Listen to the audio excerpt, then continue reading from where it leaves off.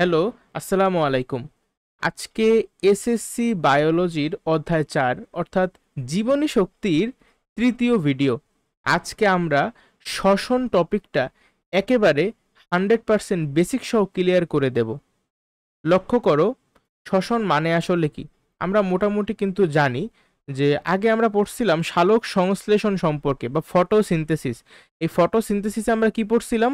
ফটোসিনথেসিসের মাধ্যমে আমরা কিন্তু দেখেছিলাম যে সবুজ উদ্ভিদ কিভাবে সূর্যালোক, এই দেখো, এই মনে করো সূর্যের আলো, এই সূর্যালোকরে ব্যবহার করতে একটা উদ্ভিদ। ঠিক আছে, আমি ভালো আঁকতে পারি না, যেমনটা আঁকতেছি ওইটাই মনে করো একটা কিছু একটা হইতেছে। ঠিক আছে, এই উদ্ভিদের তো অনেকগুলা পাতা টাতা আছে, তাই না?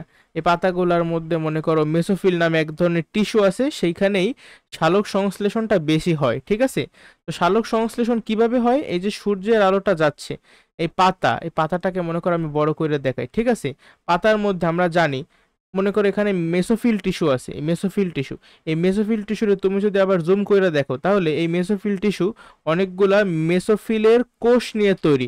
এই প্রত্যেকটা মেসোফিলের কোষে তুমি যদি আরো জুম করে দেখো, তাহলে আমরা জানি কোষে কি, কোষে অঙ্গাণু আছে অনেকগুলা। তার মধ্যে একটা কোষে অঙ্গাণুর নাম হইল প্লাস্টিড, তাই তো? এই যে প্লাস্টিড মনে করো, এই প্লাস্টিডে কি থাকে?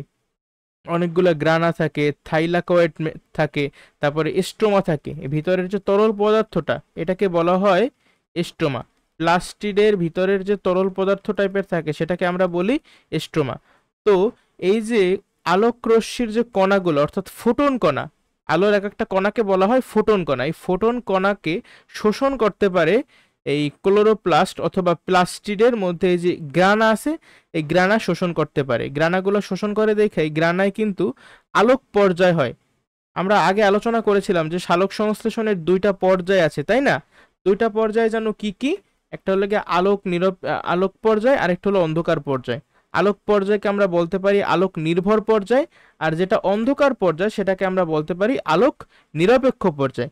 তো আলোক পর্যায় যেটা, সেটা কিন্তু এই গ্রানাগুলোতে হবে। ঠিক আছে, আর আলোক নিরপেক্ষ পর্যায় অথবা অন্ধকার পর্যায়, এটা কিন্তু হবে এই প্লাস্টিডের ভিতরে যে স্ট্রোমা আছে সেই স্ট্রোমাতে। বুঝতে পারছো? এগুলো আমরা আগেই পড়ছি। এখন এই যে সালোক সংশ্লেষণ হইল, সালোক সংশ্লেষণ হওয়ার ফলে আমার এই যে পাতা নিজের খাদ্য তৈরি করতে পারলো, এই খাদ্য মানে এই যে এই খাদ্যটা, এই খাদ্যের মধ্যে সৌর শক্তিটা স্থিতি শক্তি বা বিভব শক্তি রূপে সঞ্চিত থাকে। শোনো, আমি জানি তোমরা অনেকে প্রশ্ন করবে এখন যে ভাই, আপনি তো বলছিলেন রাসায়নিক শক্তি। আমি ঠিকই বলছি, ভুল বলি নাই। প্রথমে আমার ছিল কি, সৌর শক্তি। কি? সৌর শক্তি। এই সৌর শক্তিটা রূপান্তরিত হয় স্থিতি শক্তিতে। এই যে খাদ্যটা তৈরি হয়, গ্লুকোজ বা শর্করা জাতীয় খাদ্য, ওই খাদ্যের মধ্যে স্থিতি শক্তি রূপে সঞ্চিত থাকে।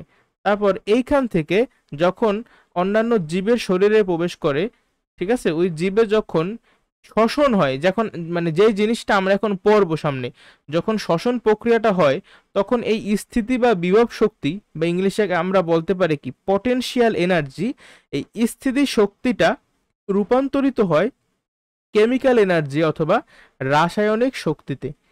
এই হইল অ্যাকচুয়াল ফ্লো চার্ট, যে আসলে কি হয় রাসায়নিক শক্তিতে কখন রূপান্তরিত হয় আমি বুঝবো কিভাবে জানো? কারণ এই যে গ্লুকোজটা, শর্করা জাতীয় খাবারটা যখন ভেঙে এটিপি তৈরি করে, তখনই আমরা বুঝবো এই এটিপি অ্যাকচুয়ালি রাসায়নিক শক্তি। বুঝছো? এটিপিকে আমরা কিন্তু আরেকটা নাম দিছিলাম কি, বায়োলজিক্যাল কয়েন, তাই তো? এটা একটা কারেন্সি, জৈব মুদ্রা। কারণ আমাদের যখন শক্তির প্রয়োজন পড়ে তখন আমরা কি করি, আমি সিম্পলি এটিপিকে ভাঙি। এটিপিকে ভাঙলে কি পাবো? এটিপিকে ভাঙলে আমরা এডিপি মানে এডিনোসিন ডাইফসফেট আর একটা ইনঅর্গানিক ফসফেট পাবো, আর সাথে আমার শক্তিও বের হয়ে যাবে। এটিপির যে প্রান্তীয় ফসফেট, সেখানে কত কিলো ক্যালোরি শক্তি জমা থাকতো তোমাদের কি মনে আছে? বইয়ের ইনফরমেশন, 7.3 কিলো ক্যালোরি পার মোল, অর্থাৎ 1 মোল এটিপির প্রান্তীয় ফসফেটে এতখানি কিলো ক্যালোরি শক্তি থাকে। ঠিক আছে, আর যদি তুমি জুলে হিসাব করতে চাও, তাহলে সিম্পলি আমরা জানি ক্যালোরি থেকে জুলে যেতে হলে 4.2 গুণ করতে হয়। তাহলে এই 7.3-র সাথে 4.2 গুণ করবা, তাহলে যে সংখ্যাটা আসবে এত কিলো জুল। এইভাবেও তুমি বলতে পারো। ঠিক আছে, এগুলো কিন্তু আমরা আগেই পড়াশোনা করছি, বাট এখন আমরা কি জানবো? এখন আমরা আসলে জানতেছি এই যে স্থিতি শক্তি থেকে রাসায়নিক শক্তিটা হবে, এর যে প্রসেসটা, এই প্রসেসটার নামই হইল শ্বসন। শ্বসন প্রক্রিয়ার মাধ্যমে হয়। তাহলে আমাদের অবশ্যই জানতে হবে যে শ্বসন কাকে বলে, তাই না? শ্বসন কাকে বলে তা যদি তুমি না জানো তাহলে কিভাবে হবে? তোমার প্রথম প্রশ্ন হলো গিয়ে শ্বসন, যার ইংলিশ কি? ইংলিশ হলো রেসপিরেশন। আমার সাথে সাথে অবশ্যই তোমরা খাতায় লিখে ফেলবা, ঠিক আছে? রেসপিরেশন। তাহলে শ্বসন কাকে বলে এর সংজ্ঞাটা আমরা কি দিতে পারি? সংজ্ঞায় দেবা যে জৈব রাসায়নিক প্রক্রিয়ায়, লেখো যে জৈব রাসায়নিক প্রক্রিয়ায়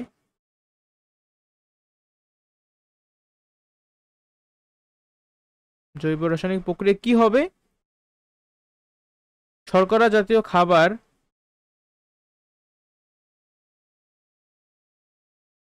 শর্করা জাতীয় খাবার ভেঙে শর্করা জাতীয় খাবার ভেঙে শক্তি তৈরি করা হয় বা শক্তি পাওয়া যায়।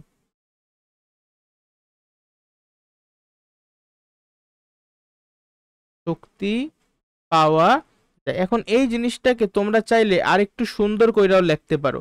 আর একটু সুন্দর করে আমরা কি লিখতে পারি? কারো কি কোনো আইডিয়া আছে? আমরা লিখতে পারতাম যে জৈব রাসায়নিক প্রক্রিয়ায়, এখানে জাস্ট বলছি যে শর্করা জাতীয় খাবার ভেঙে, ভেঙে না বইলা তুমি চাইলে এখানে লিখতে পারতা যে জারিত করে। ঠিক আছে, শর্করা জাতীয় খাবারকে জারিত করে। আবার এই যে এখানে তার আগে, জারিত করার আগে একটা শর্ত অ্যাড করতে পারো যে অক্সিজেনের উপস্থিতিতে অথবা অনুপস্থিতিতে, মানে অক্সিজেন থাকতেও পারে আবার নাও থাকতে পারে। বুঝছো? এই কথাটা তুমি চাইলে অ্যাড করতে পারো, অক্সিজেনের উপস্থিতিতে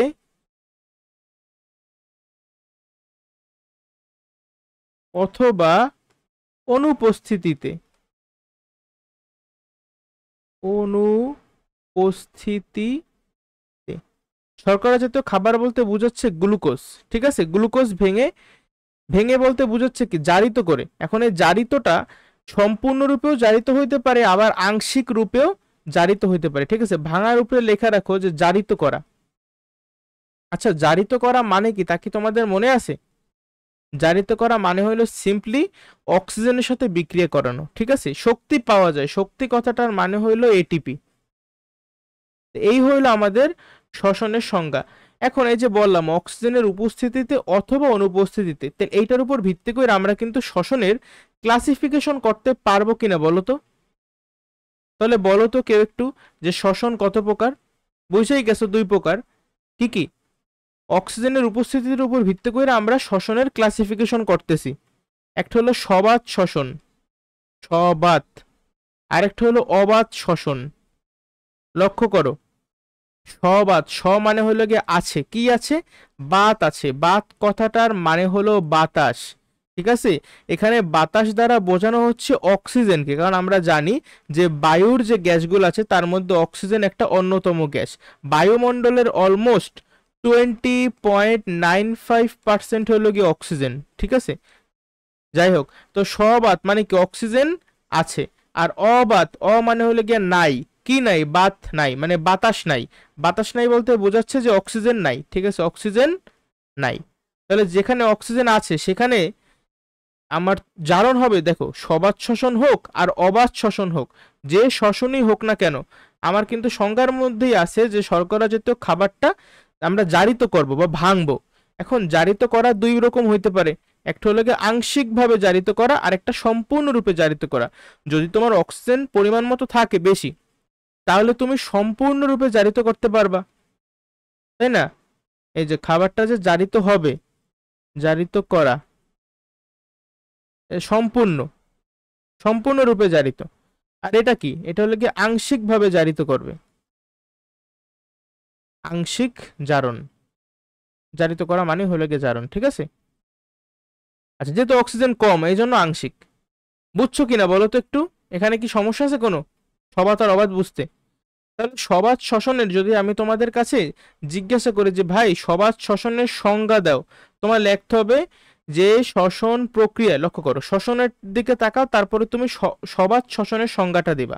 শ্বসনে বলছিলাম যে জৈব রাসায়নিক প্রক্রিয়া, তাহলে এখানেও সবাত শ্বসনের আমরা সংজ্ঞা দিতেছি, বলবা যে জৈব রাসায়নিক প্রক্রিয়ায়, যেহেতু সবাত তাহলে তুমি বলবা অক্সিজেনের উপস্থিতিতে শর্করা জাতীয় খাবারকে সম্পূর্ণরূপে জারিত করে শক্তি পাওয়া যায়, তাকে সবাত শ্বসন বলে। তাহলে অবাত শ্বসনের সংজ্ঞাটা তুমি কিভাবে দেবা? যে জৈব রাসায়নিক প্রক্রিয়ায়, এখন কিন্তু তুমি অক্সিজেনের উপস্থিতিতে বলতে পারবা না, তোমার বলতে হবে অক্সিজেনের অনুপস্থিতিতে শর্করা জাতীয় খাবারকে আংশিকভাবে জারিত করে শক্তি পাওয়া যায়, তাকে অবাত শ্বসন বলে। বুঝতে পারছো? এই যে সবাত শ্বসন, সবাত শ্বসন কিন্তু হয় সাধারণত যে উন্নত উন্নত প্রাণীতে হয়, ঠিক আছে, উন্নত উদ্ভিদ প্রাণীতে এই সবাত শ্বসন হয়, উন্নত উদ্ভিদ প্রাণী। আর এই যে অবাত শ্বসন, অবাত শ্বসন অ্যাকচুয়ালি উন্নত প্রাণীতেও হয়, ঠিক আছে, উন্নত প্রাণীতে হয়। এছাড়াও তোমরা ইস্টের নাম শুনছো তাই না? ইস্ট, ইস্ট হলো এক ধরনের ছত্রাক। এই ইস্ট নামক ছত্রাকটা কিন্তু খুব কাজের, বুঝছো? এটা কিন্তু পাউরুটিতে ব্যবহার করা হয়, ইভেন আমাদের অনেকের বাসাতেও, আমরা যারা ওই যে বাসায় বিভিন্ন রকমের কেক টেক বানায় না, সেখানে কিন্তু ইস্ট দেওয়া লাগে। তোমরা চাইলে তোমাদের যে মা আছে বা যারা রান্না করে তাদের কাছে জিজ্ঞাসা করে নিতে পারো, ঠিক আছে? আমরা আজকেই শিখবো যে ইস্ট ব্যবহারের মাধ্যমে, মানে ইস্ট আসলে কেন ব্যবহার করে পাউরুটি তৈরিতে, ঠিক আছে, এগুলো আজকে আমরা শিখবো। এরপরে এই যে সবাত শ্বসন, সবাত শ্বসনের ধাপ কয়টা জানো? সবাত শ্বসনের হলে গিয়ে 4টি ধাপ, 4টি ধাপ। আর অবাত শ্বসনের ধাপ হইল গিয়া মাত্র 2টা। তার মধ্যে মজার বিষয় কি জানো? এই 2 টাইপের শ্বসনেরই যে প্রথম ধাপটা, এটা কিন্তু সেম টু সেম। প্রথম ধাপের নাম হইল গ্লাইকোলাইসিস, ঠিক আছে? সবাত শ্বসনের প্রথম ধাপও গ্লাইকোলাইসিস, অবাত শ্বসনের প্রথম ধাপও গ্লাইকোলাইসিস, একেবারে হুবহু সেম, কোনো পার্থক্য নাই। বুঝতে পারছে এই পর্যন্ত? সবাত শ্বসনের এই যে ধাপগুলা, তারপর অবাত শ্বসনের এই যে ধাপগুলা, এগুলো আজকে আমরা বিস্তারিতভাবে আলাপ আলোচনা করব, ঠিক আছে? প্রথমেই ধরো একটু সবাত শ্বসন সম্পর্কে বলি। তাহলে এই সংজ্ঞা কিন্তু আমি আর লিখবো না, আমি একটু আগেই মুখে মুখে বইলে গেছি। আশা করব যে তোমরা সবাই কনসেন্ট্রেশন দিছিলে ওই সময়, ঠিক আছে? তো সবাত শ্বসন, যার ইংলিশ হইলো এয়ার আছে, তাই তো? তাহলে এরোবিক, এরোবিক, আর শ্বসন মানে রেসপিরেশন, এই গেল ইংলিশ সংজ্ঞা। তো আগের পৃষ্ঠাতেই আমি একবার বইলা ফেলাইছি। ধাপ কয়টা? 4টা। 4টা ধাপের নাম কি? 4টি ধাপ। প্রথম ধাপের নাম আমি অলরেডি বলছি, কেউ পারো? গ্লাইকোলাইসিস, গ্লাইকোলাইসিস, এটা হলো গিয়ে প্রথম ধাপ। আচ্ছা, এই যে প্রথম ধাপটা আমি লিখলাম গ্লাই কথাটার মানে কি কেউ জানো? গ্লাইকো কথাটা আসলে মিন করতেছে গ্লুকোজকে। আর পরবর্তীতে আরেকটা ওয়ার্ড দেখো তো, লাইসিস কথাটার মানে কি? লাইসিস কথাটার মানে হইল গিয়া ভাঙা। লাইসিস মানে কি? ভাঙা। তাহলে আমরা গ্লুকোজকে ভাঙবো, তাই না? এটাই তো হইলো আমাদের শ্বসন। এখন লাইসিস মানে যে ভাঙা, আমরা অন্যভাবেও কিন্তু মনে রাখতে পারি। তোমাদের মনে আছে একটা কোষীয় অঙ্গাণু ছিল, তার নাম হইল লাইসোসোম। এর নাম যে লাইসোসোম কেন? কারণ এই অঙ্গাণুটা কিন্তু যখন কোষের বিভিন্ন অঙ্গাণু, অন্যান্য অঙ্গাণু যেমন mitochondria, endoplasmic reticulum, Golgi body, ওগুলাকে মানে মাইরা ফেলানো লাগে, ঠিক আছে, বা নষ্ট কইরা অন্য নতুন ওই অঙ্গাণু বানানো লাগে। সে সময় কিন্তু এই লাইসোসোমের মাধ্যমেই যে অঙ্গাণুগুলো একটু ক্ষতিগ্রস্ত সেগুলোকে ধ্বংস করা হয় পুরোপুরি, আর নতুন অঙ্গাণু সৃষ্টি হয় ওই সময়, ঠিক আছে? এছাড়াও মাঝে মাঝে কিন্তু যদি অনেক বেশি খাদ্যের অভাব বা প্রতিকূল অবস্থা সৃষ্টি হয়, এই যে লাইসোসোম দেখতেছো, এই লাইসোসোম সম্পূর্ণ কোষটাকেই মাইরা ফেলাইতে পারে, একে বলা হয় অটোলাইসিস। আর যে কোনো একটা অঙ্গাণুকে মাইরা ফেলানো হলো গিয়া অটোফেগি, ঠিক আছে? আচ্ছা যাক, এগুলো আমি আগের দিন সম্ভবত আলোচনা করছিলাম এই জিনিসটা। তো লাইসিস মানে ভাঙা, ঠিক আছে? লাইসো মানেও ভাঙা, লাইসিস মানেও ভাঙা। এই লাইসিস থেকে অ্যাকচুয়ালি লাইসো আসছে। যাই হোক, এখন এই যে গ্লাইকোলাইসিস, এই ধাপটা সম্পর্কে আমাদের একটু বিস্তারিতভাবে জানতে হবে, বুঝছো? কি করব? গ্লুকোজকে আমরা ভাঙবো। তাহলে আমার কাছে প্রথমে যেই জিনিসটা থাকবে সেটা হলো গ্লুকোজ। আমার কাছে কি আছে? গ্লুকোজ আছে। তোমরা অবশ্যই গ্লুকোজের যে সংকেত আছে সেটা তোমরা সবাই জানো, তাই না? গ্লুকোজের সংকেত কি?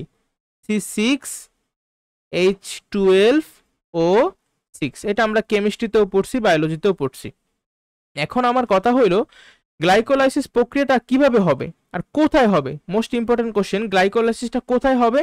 এইটা কিন্তু হবে সাইটোপ্লাজমে। কোথায়? সাইটোপ্লাজমে। কিন্তু অন্যান্য যে ধাপগুলো আছে পরবর্তী, সেগুলো অ্যাকচুয়ালি সাইটোপ্লাজমে হয় না।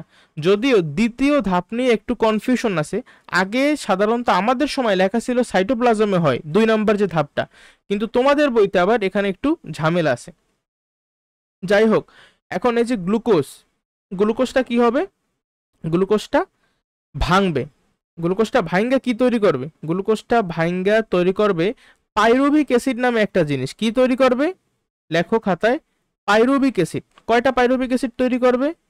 2টা পাইরুভিক অ্যাসিড তৈরি করবে। পাইরুভিক।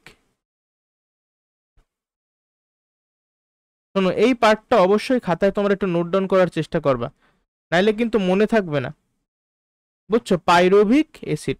আমি পাইরুভিক অ্যাসিডের যে সংকেত সেটা এখানে লিখে দিতেছি।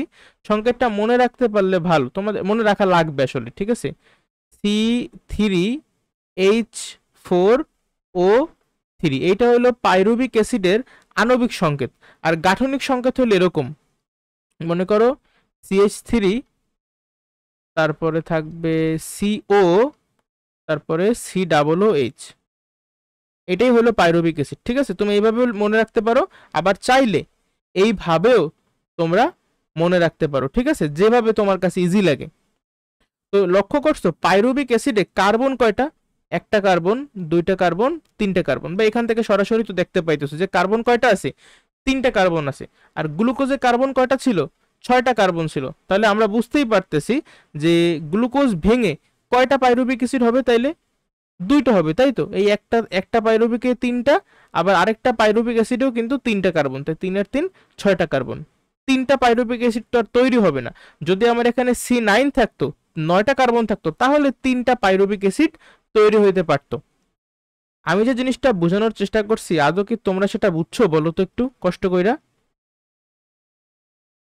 পাইরুভিক অ্যাসিডের পাশাপাশি আরো কিছু জিনিস তৈরি হবে, যেমন 4টি এটিপি তৈরি হবে। 4টি এটিপি, 4টি এটিপি তৈরি হবে। এছাড়াও লেখো খাতায় সবাই একটু কষ্ট কইরা, 2টি NADH2 তৈরি হবে। NADH2, NADH2 তৈরি হবে। এখন আর এই যে গ্লুকোজ যে ভাঙবে, গ্লুকোজ ভাঙ্গা যে আমি এগুলো তৈরি করতেছি, তার জন্য তো আমার শক্তি লাগবে, তাই না? তার জন্য আমার শক্তি খরচ হবে 2টা এটিপি। লেখো এখানে যে 2টি এটিপি খরচ হবে। 2টি এটিপি খরচ হবে। তাহলে একটা জিনিস আমারে বলো তো, 2টি এটিপি যদি খরচ হয়, মোট 4টি এটিপি তৈরি হয়েছে, ঠিক আছে? তার মধ্যে 2টা খরচ হয়ে গেছে, তাহলে বাকি থাকবে কয়টা? বা নিট কয়টা এটিপি তৈরি হবে? লেখো নিট এটিপি তৈরি, বা নিট এটিপি সমান সমান কয়টা? 2টা, তাই তো? আচ্ছা, তা এইটা আসলে আমাদের ছিল গ্লাইকোলাইসিস। গ্লাইকোলাইসিস যে হবে, অবশ্যই যে গ্লুকোজটাকে আমরা যে ভাঙতেছি, এর জন্য আমার কি দরকার পড়বে? আমার কিন্তু এনজাইমের দরকার পড়বে, ঠিক আছে? দেখলা গ্লুকোজে এই যে আমার গ্লাইকোলাইসিসটা হইলো, এখানে কিন্তু কোথাও আমার অক্সিজেনের প্রয়োজন পড়ে নাই। এর ফলে এই glycolysis at the same time যদি সবাত শ্বসন হয়, তাহলে তার প্রথম ধাপও হইল গিয়ে গ্লাইকোলাইসিস। মানে অক্সিজেন যদি থাইকাও থাকে তাইলেও কোনো সমস্যা নাই, ইট ডাজ নট কেয়ার, ঠিক আছে? অক্সিজেন থাকুক বা না থাকুক, হইল গিয়ে অক্সিজেন নিরপেক্ষ। আবার যদি সবাত শ্বসন না হয়ে অবাত শ্বসন হইতো, মানে তোমার অক্সিজেন নাই, তাহলেও কিন্তু গ্লাইকোলাইসিস ফুরফুরাইয়া হইতে পারতো, কারণ এই ধাপে তো আমার কোনো অক্সিজেনের প্রয়োজনীয়তাই নাই, বুঝছো? তাহলে যে টাইপের শ্বসনই হোক না কেন, আমার প্রথম ধাপকে বা প্রথম পর্যায়কে গ্লাইকোলাইসিস। গ্লাইকোলাইসিসের পরে আমার দ্বিতীয় যে ধাপ, সেটার নাম হইল, সবাই খাতায় লেখো, এসিটাইল কো এ সৃষ্টি। এসিটাইল কো এনজাইম এ, কো এ সৃষ্টি। এটা কিভাবে হয়? আমাদের প্রথম ধাপের শেষে কি তৈরি হয়েছিল? 2টা পাইরুভিক অ্যাসিড তৈরি হয়েছিল, তাই না? আমি একটা পাইরুভিক অ্যাসিড নেই, পরে আমি দুইটা দিয়ে দেখাইতেছি। পাইরুভিক অ্যাসিড, সবাই অবশ্যই খাতায় লেখো, তাহলে নোট করা হয়ে যাবে, ঠিক আছে। পাইরুভিক অ্যাসিড, এই পাইরুভিক অ্যাসিড পরবর্তীতে কি তৈরি করবে? এসিটাইল কোয়ে তৈরি করবে 2 নম্বর ধাপে, এসিটাইল কোয়ে। এছাড়াও পাশাপাশি দেখো, একটা পাইরুভিক অ্যাসিড থেকে একটা এসিটাইল কোয়ের সৃষ্টি হবে। এছাড়াও একটি কার্বন ডাই অক্সাইড, একটি কি কার্বন ডাই অক্সাইড, এছাড়াও একটা NaDH2, একটি NaDH2, এগুলা এই সবই একটা পাইরুভিক অ্যাসিড থেকে একটা এসিটাইল কোয়ে, একটা কার্বন ডাই অক্সাইড আর একটা NaDH2 তৈরি হবে। শোনো, NaDH2 মানে কি জানো? মানে বুঝতে হলে তোমার আগে NAD বুঝতে হবে। NAD, NAD, এই NaDH2 আমি গত পৃষ্ঠাতেও লিখছিলাম। ওই সময় কিন্তু তোমরা কেউ জিজ্ঞাসা করো না আমাকে যে ভাইয়া আপনি যে লেখছেন NaDH2 জিনিসটা কি। জিনিসটা হলো তোমার প্রথমে যে যৌগটা থাকে বা যে পদার্থটা, সেটার নাম হলো NAD। NAD এর ফুল ফর্ম কি? NAD এর ফুল ফর্ম হলো নিকোটিনামাইড অ্যাডেনিন ডাইনিউক্লিওটাইড। এটা আমাদের বইতে লেখা আছে, সেখান থেকে মুখস্থ করে নেব অবশ্যই, ঠিক আছে। Nicotinamide adenine dinucleotide. এখন এইটার সাথে তুমি যখন হাইড্রোজেন যুক্ত করবা, এই মনে করো একটা হাইড্রোজেন যুক্ত করলা, তখন আমরা এটাকে বলবো বিজারিত। হাইড্রোজেন যুক্ত করা মানেই কি তুমি এর বিজারণ করছো, তাহলে বলবো ওই সময় বিজারিত NAD বা বিজারিত নিকোটিনামাইড অ্যাডেনিন ডাইনিউক্লিওটাইড। আবার তুমি যদি দুইটা হাইড্রোজেন যুক্ত করো, তখনও কিন্তু তুমি এটাকে বলবা যে বিজারিত নিকোটিনামাইড অ্যাডেনিন ডাইনিউক্লিওটাইড, ঠিক আছে। এই NaDH2 তুমি লিখতে পারো, অথবা তুমি এইটাও লিখতে পারো যে NADH প্লাস H প্লাস। তুমি এইভাবেও চাইলে লিখতে পারো, আবার এভাবেও চাইলে লিখতে পারো, কমপ্লিটলি তোমার ইচ্ছা, এছাড়া কিছুই না, ঠিক আছে। আচ্ছা, এখন আমি যেদিকে ছিলাম, এই যে একটা কার্বন ডাইঅক্সাইড আর একটা NaDH2 আর একটা এসিটাইল কোয়ে, কিন্তু আমাদের প্রথম ধাপের শেষে কি একটা পাইরুভিক অ্যাসিড তৈরি হয়েছিল নাকি দুইটা পাইরুভিক অ্যাসিড তৈরি হয়েছিল? দুইটা পাইরুভিক অ্যাসিড তৈরি হয়েছিল। তাহলে এখানে কিন্তু আমার 2 দিতে হবে, দুইটি পাইরুভিক অ্যাসিড। তাহলে যদি দুইটা পাইরুভিক অ্যাসিড হয়, তাহলে কার্বন ডাইঅক্সাইড কয়টা হবে? দুইটা কার্বন ডাইঅক্সাইড। আবার NaDH2 কয়টা হবে? 2 অক্ষে 2, দুইটা NaDH2, ঠিক আছে। আবার এসিটাইল কোয়ের সৃষ্টি কয়টা হবে? দুইটা এসিটাইল কোয়ের সৃষ্টি হবে, ঠিক আছে। এর মাধ্যমে আমাদের যে দ্বিতীয় ধাপ, এই দ্বিতীয় ধাপটা কিন্তু শেষ হয়ে যাবে। আচ্ছা, এই দ্বিতীয় ধাপটা কোথায় হইতেছে? যখন আমি তোমাদের মতো স্টুডেন্ট ছিলাম, আমাদের বইতে লেখা ছিল সাইটোপ্লাজম, কিন্তু তোমাদের বইতে সম্ভবত লেখা, আমি একটু পরে বই থেকেও দেখাবো, এটা হয় কোথায়? এটা হয় আমাদের যে মাইটোকন্ড্রিয়া আছে, সেই মাইটোকন্ড্রিয়ার যে ম্যাট্রিক্স আছে সেইখানে হয় সম্ভবত। আমাদের বইতে এই ইনফরমেশনটাই দেওয়া আছে, ঠিক আছে। মাইটোকন্ড্রিয়া লেখা নেই আপাতত, মাইটোকন্ড্রিয়া।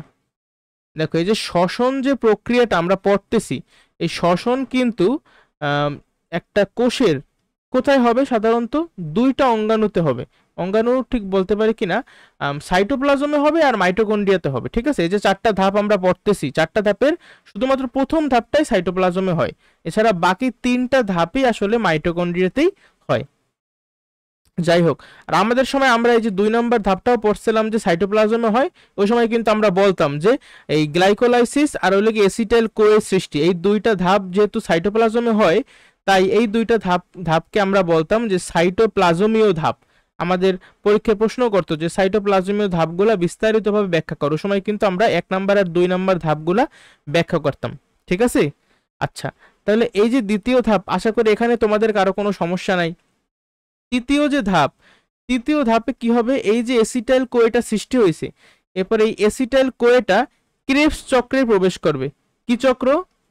ক্রেবস সাইকেল বা ক্রেবস চক্র, ঠিক আছে, ক্রেবস চক্র।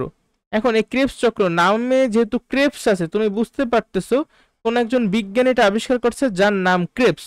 তো তার নাম অ্যাকচুয়ালি হইল স্যার, সে হলো একজন ব্রিটিশের নাইট উপাধিপ্রাপ্ত একজন শরীরতত্ত্ববিদ বা ফিজিওলজিস্ট, ঠিক আছে। তার নাম হইল গিয়ে স্যার সম্ভবত হান্স ক্রেবস। আমি একটু পরে যখন বই দেখাবো পরবর্তী সময় দেখবেন এগুলো সব বইতে আছে, ঠিক আছে। স্যার হান্স ক্রেবস সে এই ক্রেবস চক্রটা আবিষ্কার করে। এই ক্রেবস চক্র অনেক বেশি কমপ্লিকেটেড, তবে তোমাদের বইতে অনেক সহজ কইরা লেখা আছে, বুঝছো, তেমন কোনো ইনফরমেশন আসলে দেওয়াই নাই। এই ক্রেবস চক্র থেকে আসলে কি কি তৈরি হবে দেখো, এটা খুবই মজার একটা প্রসেস। এই যে মনে করো একটা সাইকেলের মতো আমি আঁকা দিই, এই এই যে আমি একটা চক্র আঁকলাম, এটাই মনে করো ক্রেবস চক্র। এই ক্রেবস চক্রে এই যে এসিটাইল কোয়েটা তৈরি হয়েছিল না, এই এসিটাইল কোয়ে, এই যে এসিটাইল কোয়ে মনে করো প্রবেশ করছে ক্রেবস চক্রে। প্রবেশ কইরা কি কি তৈরি করবে, প্রথমেই দেখো আমার, আমি এটা মনে রাখি 1 1 2 3 এই ছন্দ দিয়ে 1 1 2 3, তাই তোমার সহজে মনে থাকবে বিষয়টা। দেখো প্রথমেই আগে তোমার মনে রাখতে হবে, এক লেখো পাশে জিটিপি, ঠিক আছে, জিপিটি না কিন্তু, চ্যাট জিপিটি না, এটা জিটিপি। জিটিপির ফুল ফর্ম কি তাকে জানো? জিটিপির ফুল ফর্ম হলো গুয়ানোসিন ট্রাইফসফেট। আচ্ছা আমি আগে যেগুলো তৈরি হয় সেগুলো আমি একটু লেখা নিই, ঠিক আছে, তারপর আমি বুঝাইতেছি যে আমার কি কি আছে। লক্ষ্য করো, ও ভালো কথা, একটু একটা জিনিস আমি বলা হয় নাই, এই যে পাইরুভিক অ্যাসিড তৈরি হয়েছে দ্বিতীয় ধাপে এই যে পাইরুভিক অ্যাসিডটাকে ভাঙ্গা আমরা এসিটাইল কোয়ে পাইছি। এই পাইরুভিক অ্যাসিডে, প্রত্যেকটা পাইরুভিক অ্যাসিডে কিন্তু 3টা কইরা কার্বন ছিল, মনে আছে? আর সেই 3টা কার্বন থেকে লক্ষ্য করো, যদি কার্বন ডাই অক্সাইড যায়, প্রত্যেকটা পাইরুভিক অ্যাসিড থেকে কিন্তু একটা কইরা কার্বন ডাই অক্সাইড বের হয়ে গেছিল, আর প্রত্যেকটা কার্বন ডাই অক্সাইডে কিন্তু একটা কইরা কার্বন ছিল। তাহলে 3টা কার্বন থেকে একটা কার্বন যদি চলে যায়, তাহলে যে জিনিসটা তৈরি হবে সেখানে কয়টা কার্বন অবশিষ্ট থাকবে? 2টা কার্বন। তাহলে এই যে এসিটাইল কোয়ে যৌগে কয়টা কার্বন আছে? 2টা কার্বন। এগুলো কিন্তু কমন সেন্স টাইপের কোশ্চেন, তাই তো? আচ্ছা এখন আমরা আবার এদিকে ফেরত আসি যেদিকে ছিলাম। একটা তো জিটিপি তৈরি হইলো, এছাড়াও কি কি তৈরি হবে লেখো, একটা FADH2, FADH2, 2টা কার্বন ডাই অক্সাইড, আর 3টা NADH2। এই পার্টটা ভাই একটু কষ্ট করে আমাদের মুখস্থ রাখতে হবে, কারণ কি কি তৈরি হবে এটা তো তোমার আসলে বোঝার কিছু নাই, তেমন একটা মুখস্থই করতে হবে। কিছু কিছু যেগুলো বোঝার বিষয় আছে সেগুলো কিন্তু আমি অলওয়েজ তোমাদেরকে এক্সপ্লেন করি। কারণ একটা জিনিস মনে রাখবা, যে আমি হইলাম গিয়ে, তুমি যত টিচার বা যত মানুষ চেনো তাদের মধ্যে সব থেকে বেশি মানে মুখস্থ করতে না চাওয়া পাবলিক, আমি কিন্তু মুখস্থ করতে একদম চাই না। তাই আমি তোমাদেরকে যে জিনিসগুলো বলি, যেগুলো মুখস্থ করবা, তার মানে হইলো ওগুলো আসলে মুখস্থ করা ছাড়া আর কোনো লাইন নেই। যদি লাইন থাকতো একান্ত, তাহলে আমি নিজে মুখস্থ করতাম না, তোমাদেরও মুখস্থ করতে বলতাম না। আমি অলওয়েজ ট্রাই করি তোমাদেরকে লজিক্যাল ওয়েতে পড়ানোর জন্য, ঠিক আছে। আচ্ছা এখন আমরা যেদিকে ছিলাম, এই যে 4টা জিনিস তৈরি হয়েছে, একটা জিটিপি, একটা FADH2, 2টা কার্বন ডাই অক্সাইড, আর 3টা NADH2, এগুলোর ফুল ফর্ম তো আমাদের আগে জানা লাগবে, তাই না? আচ্ছা দেখো, এই যে জিটিপি মানে হইলো, সবাই আমার সাথে সাথে লিখে ফেলো, জিটিপি মানে হইলো গোয়ানোসিন ট্রাইফসফেট। কি? গোয়ানোসিন ট্রাইফসফেট, বাংলায় লেখো, গোয়ানোসিন ট্রাই ফসফেট। এখন এই যে ট্রাইফসফেট, এই কথাটার সাথে তোমরা কিন্তু অলরেডি পরিচিত, তাই না? কারণ আমরা এই অধ্যায়ের একেবারে শুরুতে একটা যৌগ সম্পর্কে বিস্তারিত জেনেছিলাম। সেটা কি? সেটা হলো এটিপি। এটিপির ফুল ফর্ম কি ছিল? Adenosine triphosphate. কিভাবে তৈরি হইতো? প্রথমত আমার একটা 5 কার্বন বিশিষ্ট রাইবোজ সুগার থাকতো, এই মনে করো 5 কার্বন বিশিষ্ট একটা রাইবোজ সুগার, এর সাথে যুক্ত হইতো একটা নাইট্রোজেন বেস। যেমন যদি নাইট্রোজেন বেস হিসেবে ধরো, আমি এই আগে একটা আনুমানিক নাইট্রোজেন বেসের ছবি আঁকি, এই মনে করো একটা নাইট্রোজেন বেস, ঠিক আছে, আমার ছবি কিন্তু বাস্তবসম্মত হয়তো বা না, আনুমানিক তুমি ধরে নাও। দেখো এইটা হলো কি একটা রাইবোজ সুগার, ঠিক আছে, মনে করো 5টা কার্বন, এটা তো বোঝাই যাইতেছে, তাই না? এই দেখো 5টা কিন্তু বাহু, 1টা 2টা 3টা 4টা 5টা, বা 5টা কর্ণ, দেখো একটা মানে 5টা শীর্ষ, 1টা 2টা 3টা 4টা 5টা, এই 5টা শীর্ষ আসলে 5টা কার্বনকে মিন করতেছে, এইভাবে চিন্তা করতে পারো, ঠিক আছে, তাহলে একটু সহজ লাগবে। তাহলে এই 5 কার্বন বিশিষ্ট একটা রাইবোজ সুগার অণু যখন অ্যাডেনিন নামের একটা নাইট্রোজেন বেসের সাথে যুক্ত হয়, অ্যাডেনিন নামের একটা নাইট্রোজেন বেসের সাথে যুক্ত হয়, তখন আমরা একসাথে এই জিনিসটাকে বলি এডিনোসিন। এডিনোসিন একটা নিউক্লিওসাইড। এখন এই নিউক্লিওসাইডের সাথে 1টা 2টা বা 3টার মতো কি যুক্ত হইতে পারে? তিনটার মতো ফসফেট যুক্ত হইতে পারে। এই একটা মনে করো ফসফেট যুক্ত হইলো, এই আর একটা ফসফেট যুক্ত হইলো, এই আর একটা ফসফেট যুক্ত হইলো। যদি একটা ফসফেট যুক্ত হয় তখন আমরা এটাকে বলতাম এডিনোসিন মনোফসফেট, এএমপি। যদি দুইটা ফসফেট যুক্ত হয় তখন আমরা বলতাম এডিপি বা এডিনোসিন ডাইফসফেট। আর যদি তিনটা ফসফেট যুক্ত হয় তখন আমরা এই যৌগটাকে বলতাম এডিনোসিন ট্রাইফসফেট। তোমাদের কি মনে পড়ে? এখন কথা হইলো, আমাদের এখানে নাইট্রোজেন বেস হিসাবে আমরা কিন্তু অ্যাডেনিন যুক্ত করেছিলাম, তাই না? অ্যাডেনিন যুক্ত করলেই তুমি এডিনোসিন পাবা। কিন্তু আমার কথা হইলো, তুমি যদি অ্যাডেনিন নাইট্রোজেন বেসটা যুক্ত না কইরা গুয়ানিন নামে আরেকটা নাইট্রোজেন বেস আছে সেটা যদি তুমি যুক্ত করতা, তাহলে যে জিনিসটা তৈরি হবে সেটাকে আমরা বলবো গুয়ানোসিন। এই গুয়ানোসিনের সাথে আবার যদি একটা ফসফেট যুক্ত হয় তখন তৈরি হবে গুয়ানোসিন মনোফসফেট। যদি দুইটা যুক্ত হয় তখন গুয়ানোসিন ডাইফসফেট। আর যদি তিনটা যুক্ত হয় তাহলে গুয়ানোসিন ট্রাইফসফেট। আমি কিন্তু নাইট্রোজেন বেস সম্পর্কে একটা কথা বলেছিলাম যে 5টা নাইট্রোজেন বেস আমাদের মুখস্থ জানা লাগবে। কি কি? প্রথমত অ্যাডেনিন, নামগুলো শুধু জানবা তাহলেই হবে। অ্যাডেনিন, গুয়ানিন, লেখো খাতায় cytosine, adenine, guanine, cytosine, thymine, uracil.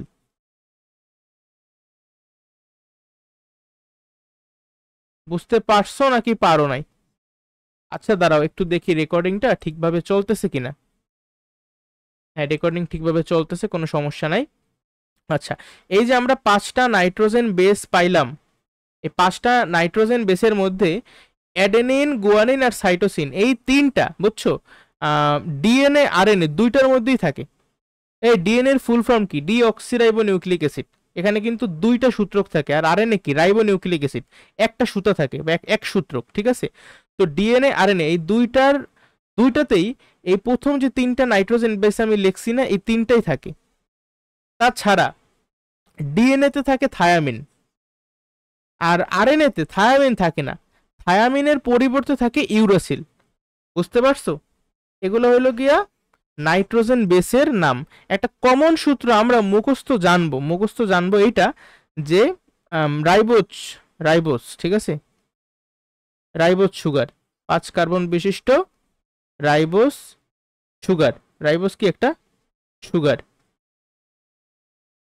এই রাইবোজ সুগারের সাথে তুমি যদি একটা নাইট্রোজেন বেস যুক্ত করো, কি একটা নাইট্রোজেন বেস যুক্ত করো, তাহলে তুমি কি পাবা? তুমি পাবা একটা নিউক্লিওসাইড। নিউক্লিওসাইড। আর এরপরে তুমি যদি এই যে নিউক্লিওসাইডটা আমি লিখলাম, এই নিউক্লিওসাইডকে তুমি যদি একটু ফসফেট যুক্ত করো এর সাথে, তখন তুমি পাবা নিউক্লিওটাইড। ঠিক আছে? এই নিউক্লিওসাইডের সাথে তুমি পরবর্তীতে মনে করো ফসফেট যুক্ত করবা। এই ফসফেট যুক্ত করলে কি তৈরি হবে? তৈরি হবে নিউক্লিওটাইড। এটা একটা সাধারণ সূত্র, আর আমাদের প্রত্যেকের জানা জরুরি। ঠিক আছে? এগুলাই, এই সূক্ষ্ম সূক্ষ্ম যে জিনিসগুলো আমি লেখাই দিই, এগুলাই হলো গিয়া বেসিক। আর বেসিকগুলো যা পারে সে কিন্তু খুব সহজেই বায়োলজি মুখস্থ রাখতে পারবে। বুঝছো? তাহলে তুমি যদি রাইবোজ সুগার হিসেবে, মানে রাইবোজ সুগারের সাথে মনে করো নাইট্রোজেন বেস হিসেবে অ্যাডেনিন নিলে তোমার এডিনোসিন নামের একটা নিউক্লিওসাইড তৈরি হইতো। তারপরে adenosine monophosphate, adenosine diphosphate, adenosine triphosphate এই নামের নিউক্লিওটাইড তৈরি করতে পারতা। আবার তুমি যদি এখানে নাইট্রোজেন বেস হিসেবে একটা সাইটোসিন নাও, মনে করো সাইটোসিন নিলা, সাইটোসিন যদি নাও, তাহলে কি তৈরি হবে? কোন নিউক্লিওসাইডটা তৈরি হবে আগে তোমার জানা লাগবে, তাই না? বলো। এই সাইটোসিনের সাথে তোমরা যখন কি বলে, দেখো সাইটোসিন কি একটা নাইট্রোজেন বেস, তাই তো? এই সাইটোসিনের সাথে তোমরা যখন রাইবোজ সুগারটা যুক্ত করবা, তখন যে নিউক্লিওসাইডটা তৈরি হবে সেটার নাম হইল সাইটিডিন। এই নামগুলো একটু কঠিন, মানে একটু অন্য রকমের। সাইটিডিন। সাইটিডিনের সাথে আবার মনে করো ফসফেট যুক্ত হইতো, তাহলে যদি একটা ফসফেট যুক্ত হইতো তাহলে কি তৈরি হইতো? Cytidine monophosphate. যদি দুইটা ফসফেট যুক্ত হইতো তাহলে সাইটিডিন ডাই ফসফেট, যদি 3টা ফসফেট যুক্ত হইতো তাহলে সাইটিডিন ট্রাই ফসফেট। আবার সাইটোসিনের জায়গায় তুমি যদি রাইবোজ সুগারের সাথে নাইট্রোজেন বেস হিসাবে থায়ামিন নেতা, তাহলে এখানে কি তৈরি হতো? দেখো, এই নাইট্রোজেন বেস হিসাবে তুমি মনে করো নেছো থায়ামিন, ঠিক আছে, থায়ামিন, তাহলে যে নিউক্লিওসাইডটা তৈরি হবে সেটার নাম হইল থাইমিডিন, থাইমিডিন। আবার এই থাইমিডিনের সাথে পর্যাপ্ত পরিমাণে ফসফেট যুক্ত হইয়া এই thymidine monophosphate, thymidine diphosphate, thymidine triphosphate, এই যৌগগুলো কিন্তু তৈরি করতে পারবে। বুঝতে পারছো বেসিকটা? এগুলো কিন্তু তোমাদের 11-12এও কাজে লাগবে। তাহলে এখন এই জিটিপি মানে কি বা জিটিপি কিভাবে তৈরি হয়েছে সেটা কিন্তু তোমরা বুঝতে পারবা খুব ভালোভাবে। এরপরে দেখো লেখছে কি FADH2। এই আগে আমার তাহলে বুঝতে হবে FAD জিনিসটা কি। FAD তুমি যে বুঝবে সে কিন্তু অলরেডি জানে যে FADH2। একটু আগে পড়াইছি কি NAD পড়াইছি না?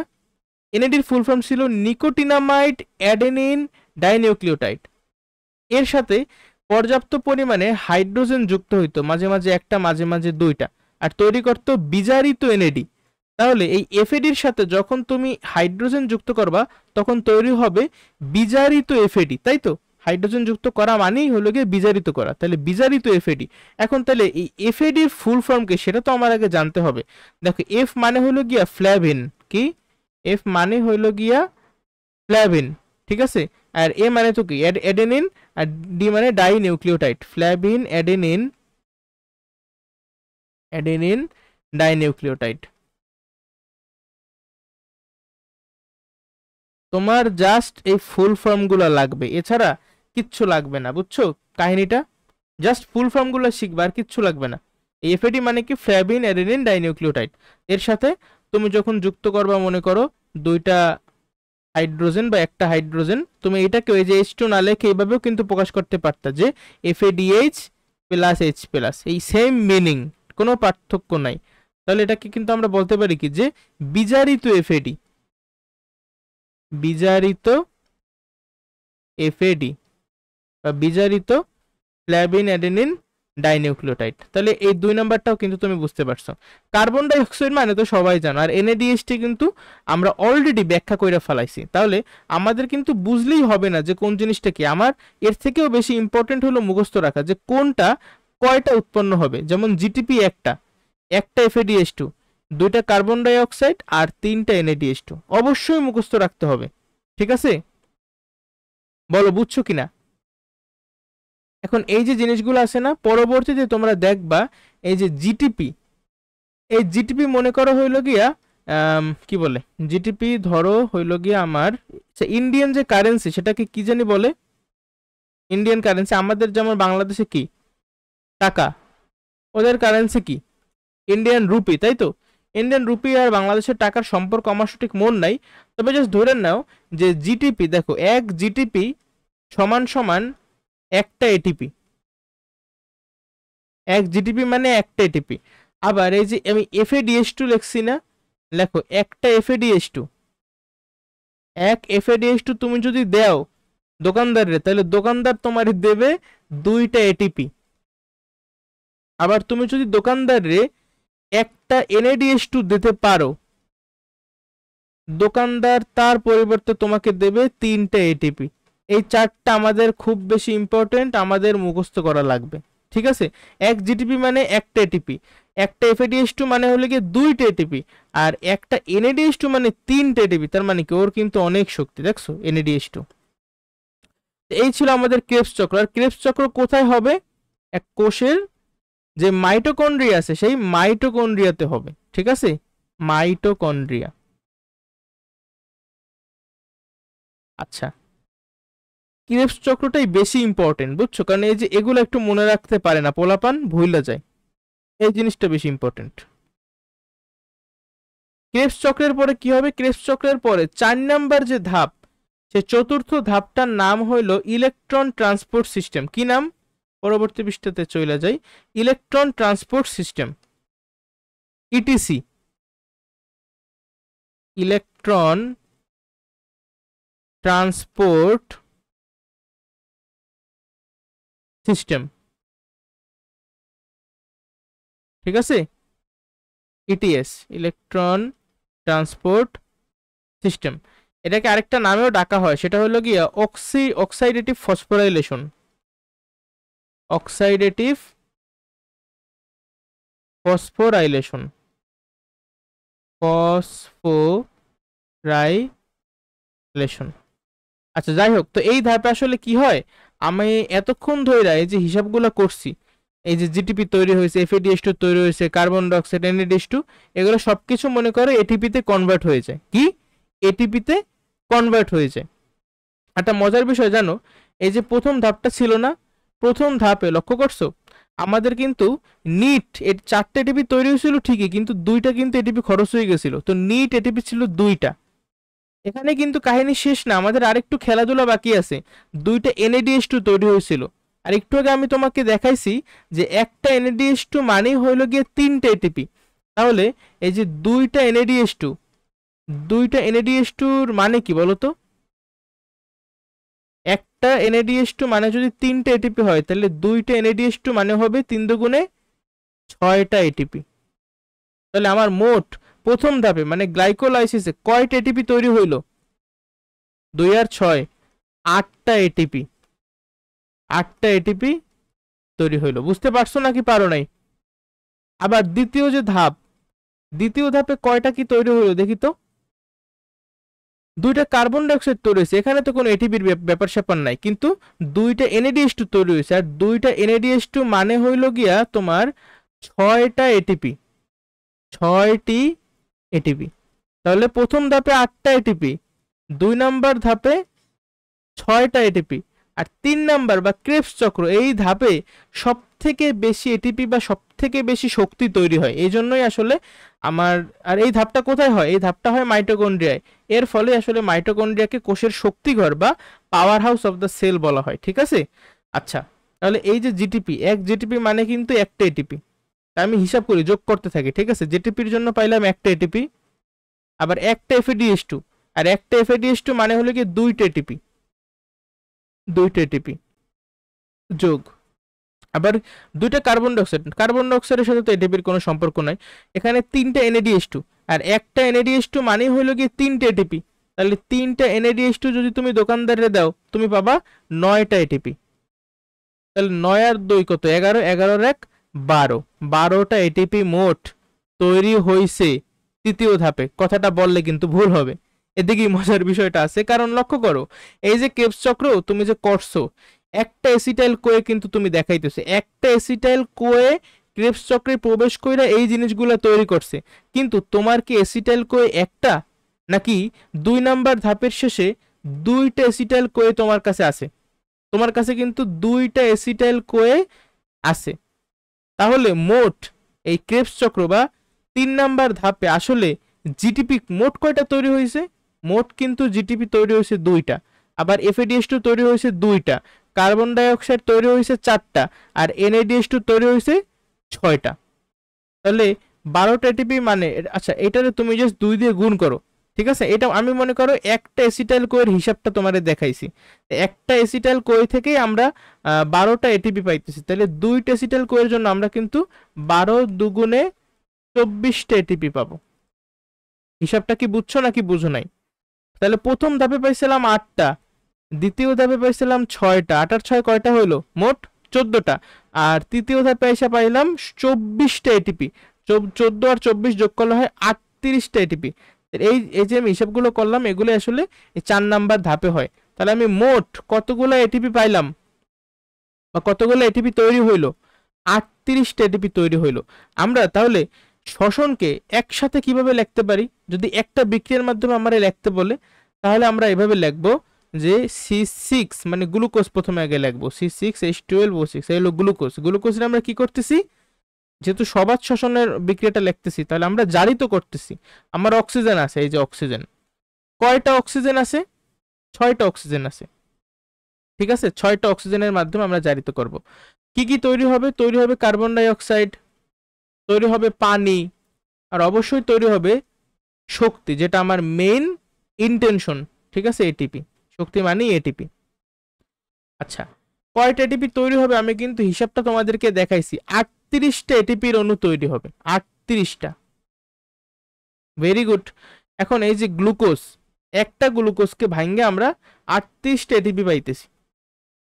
কার্বন ডাইঅক্সাইড কয়টা তৈরি হবে? কার্বন ডাইঅক্সাইড তৈরি হবে 6টা। পানি কয়টা তৈরি হবে? পানিও তৈরি হবে 6টা। ঠিক আছে, হিসাব তুমি চাইলে করতে পারো। এই যে 6টা কার্বন ডাইঅক্সাইড কিভাবে হইলো হিসাব করতে পারো চাইলে।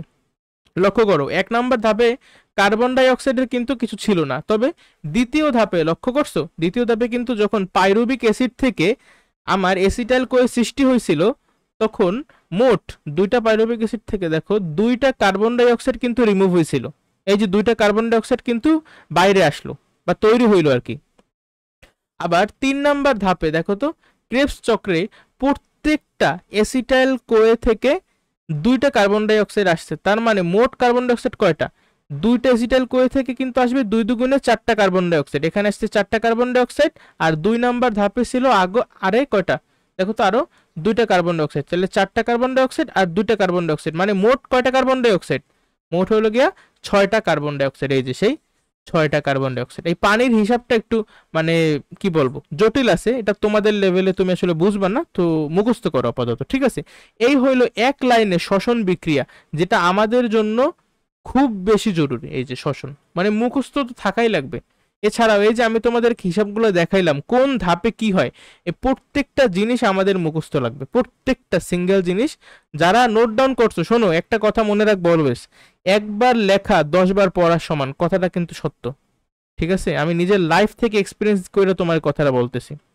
যাই হোক, এখন বায়োলজি মানেই কি? বায়োলজি মানেই হলো একটু বই দেখাই দেখাই পড়ানো।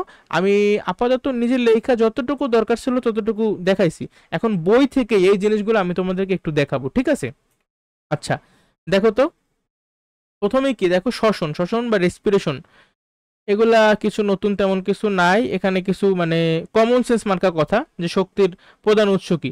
সূর্যের আলো। তো সালোক সংশ্লেষণের সময় কি হয়? খাদ্যবস্তুর মধ্যে এই সৌর শক্তিটাকে স্থিতি শক্তি বা বিভব শক্তি রূপে জমা করে রাখে। তারপরে যখন প্রত্যেকটা জীব দিয়ে কি হয়, এই যে শ্বসন হয়, শ্বসনের সময় ওই স্থিতি শক্তিটা রাসায়নিক শক্তি বা এটিপিতে রূপান্তরিত হয়, তাপ রূপে কিন্তু মুক্ত হয়। ঠিক আছে, এই কথাটা অবশ্যই আমাদেরকে বলতে হবে। আর এই যে আমরা জীবন ধারণের জন্য যে শক্তিটা পাই, সেটা তাহলে ইনডিরেক্টলি কিন্তু সূর্য থেকেই পাইতেছি বা সূর্যের আলো থেকেই পাইতেছি, তাই তো? আচ্ছা, এখানে কিছু কথাবার্তা আছে, যে শ্বসনিক বস্তু, হাবিজাবি জিনিসপাতি। আমরা কি কি খাবার খাই দেখো, আমরা কিন্তু এই ফ্যাট খাই, তারপরে প্রোটিন খাই, কার্বোহাইড্রেট খাই। ঠিক আছে, শর্করা মানে হলো কার্বোহাইড্রেট, কার্বোহাইড্রেট, প্রোটিন, ফ্যাট, এছাড়া কিছু জৈব অ্যাসিড খাই। তো এগুলোকে আমার শোষণ করতে হবে। ঠিক আছে, এগুলাই হলো গিয়ে আমাদের শ্বসনিক বস্তু, মনে রাখবা এমসিকিউর জন্য, শ্বসনিক বস্তু। ঠিক আছে, ভেঙে কি করবে? সরল যোগে পরিণত করবে, লাস্টে অনেক বিক্রিয়া টিক্রিয়া হবে, জারিত টারিত করবে, তারপরে আমার এটিপি আমরা পাবো। আর এটিপি মানেই হইলো শক্তি। ঠিক আছে, সালোক সংশ্লেষণ কিন্তু মেইনলি দিনের বেলা যখন সূর্যের আলোটা আছে সেই সময় বেশি হইতো, কিন্তু শ্বসন প্রক্রিয়াটা সূর্যের আলোর উপরে খুব একটা ডিপেন্ড করে না, ডিপেন্ড কিন্তু করে, বাট সালোক সংশ্লেষণের মতো অতটা বেশি ডিপেন্ড করে না। এর ফলে এই যে আমার শ্বসন প্রক্রিয়া কিন্তু 24 ঘন্টাই হইতে থাকবে, এটা আমার অবশ্যই মনে রাখতে হবে, যে 24/7, মানে সব সময় আমার শ্বসন প্রক্রিয়া প্রত্যেকটা কোষে হইতেই থাকবে, হইতেই থাকবে। ঠিক আছে, এখন অনেকে মনে করতে পারে যে ভাই হঠাৎ করে যদি থাইমা যায় শ্বসন, তাহলে কি মানুষ বা ওই প্রাণীটা মারা যাবে?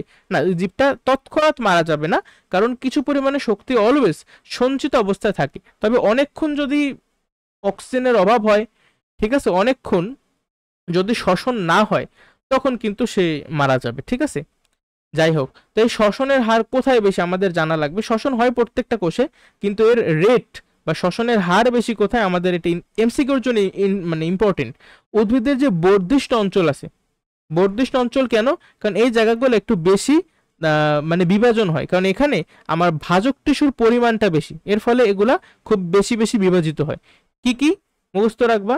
এই যে ফুল ও পাতার কুড়ি, অঙ্কুরিত বীজ, মূল ও কাণ্ডের অগ্রভাগ। বোঝাই তো যায় যে মূল আর কাণ্ডের যে আগায় কিন্তু বেশি বেশি বিভাজন হইয়া বড় হবে আস্তে আস্তে মূল কাণ্ড এগুলা, তাই তো? এই সব কয়টাই আসলে খুব সহজেই মনে রাখা যায়। অঙ্কুরিত বীজ মানে তো ভ্রূণ। ঠিক আছে, ফুল পাতা, এগুলো মনে থাকবে তোমাদের। তো এখন কোন অঙ্গাণুতে আসলে আমার এই শ্বসনটা হয়? শ্বসন হয় একটু আগে বলছি যে সাইটোপ্লাজমে হয় আর মাইটোকন্ড্রিয়াতে হয়। শুধুমাত্র প্রথম ধাপটা সাইটোপ্লাজমে হয় আর বাকি সব ধাপ মাইটোকন্ড্রিয়াতে হয়, ঠিক আছে? কি হয় তাইলে এই জৈব রাসায়নিক প্রক্রিয়ায়? খাদ্যদ্রব্য জটিল জটিল বা যৌগিক খাদ্যদ্রব্য জারিত হবে। প্রথমেই কি হবে?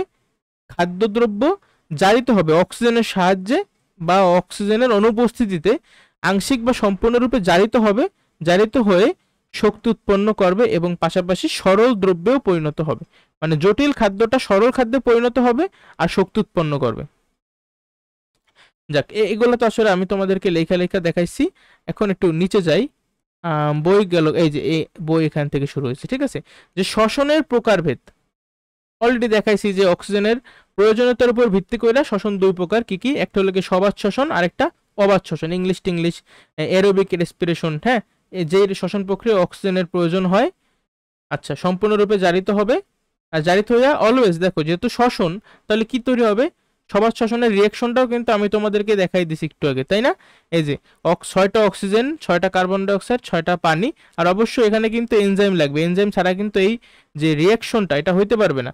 আর শক্তি 38 অণু এটিপি তৈরি হবে। 38 অণু এটিপি মানে হইল 686 কিলো ক্যালভিন পার মোল, মানে প্রত্যেক মোলে 686 কিলো ক্যালভিন শক্তি পাবে, ঠিক আছে? আমাদের অবশ্যই এই নাম্বারটা মুখস্থ রাখতে হবে, খুব বেশি ইম্পর্টেন্ট।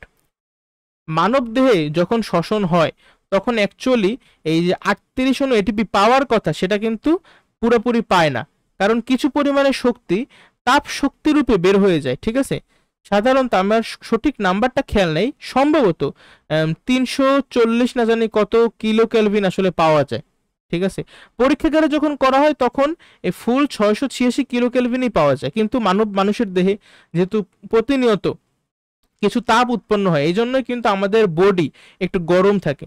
যখন মানুষটা মারা যায় তখন কিন্তু তার বডিতে এই শ্বসন প্রক্রিয়াটা হইতে পারে না। শ্বসন প্রক্রিয়া যদি না হয় তাহলে ওই যে তাপ শক্তিটা তৈরি হয় অলওয়েজ, সেটাও কিন্তু তৈরি হইতে পারে না, ফলে মৃত মানুষ কিন্তু একটু ঠান্ডা হয়। তুমি যদি টাচ করো দেখবা যে একটু ঠান্ডা তাদের দেহটা, ঠিক আছে?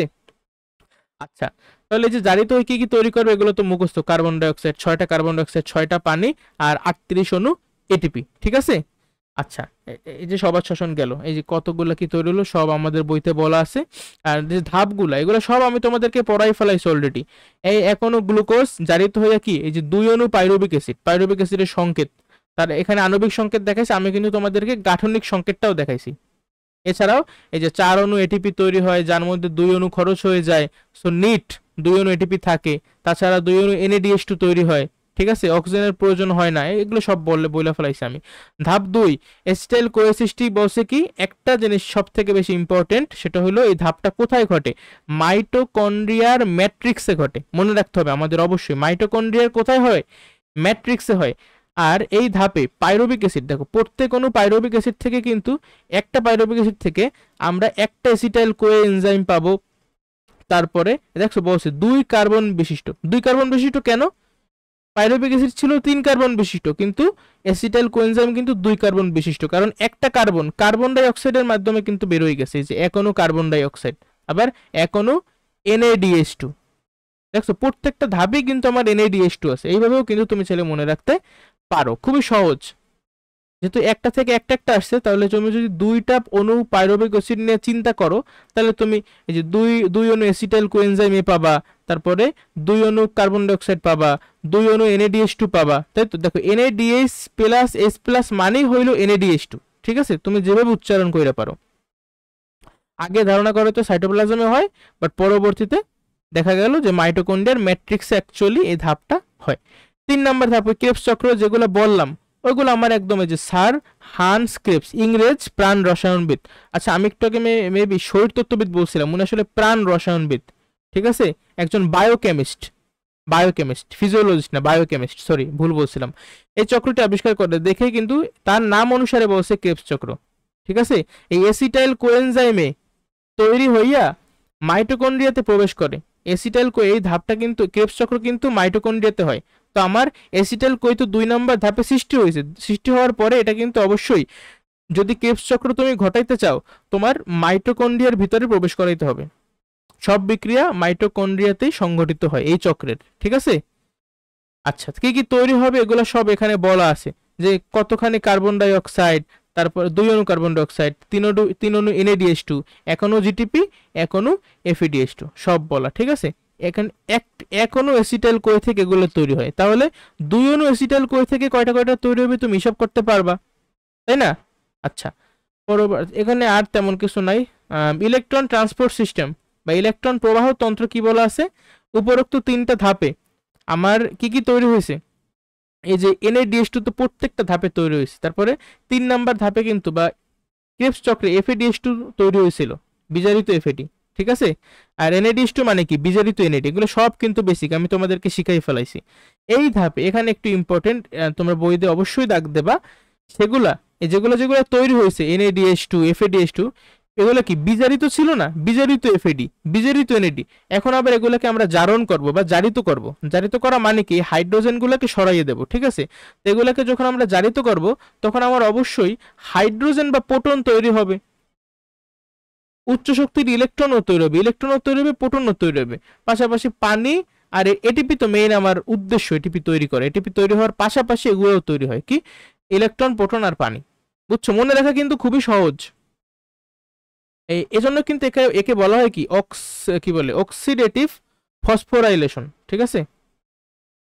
উচ্চ শক্তি সম্পন্ন ইলেকট্রনগুলো আবার এই ইলেকট্রন ট্রান্সপোর্ট সিস্টেমের মধ্যে দিয়ে যাওয়ার সময় শক্তি প্রদান করে, ওই শক্তিটাই আসলে এটিপি তৈরিতে ব্যবহৃত হয়। মানে কিছু ফাউটাও কথা আছে, এগুলো লাগবে না।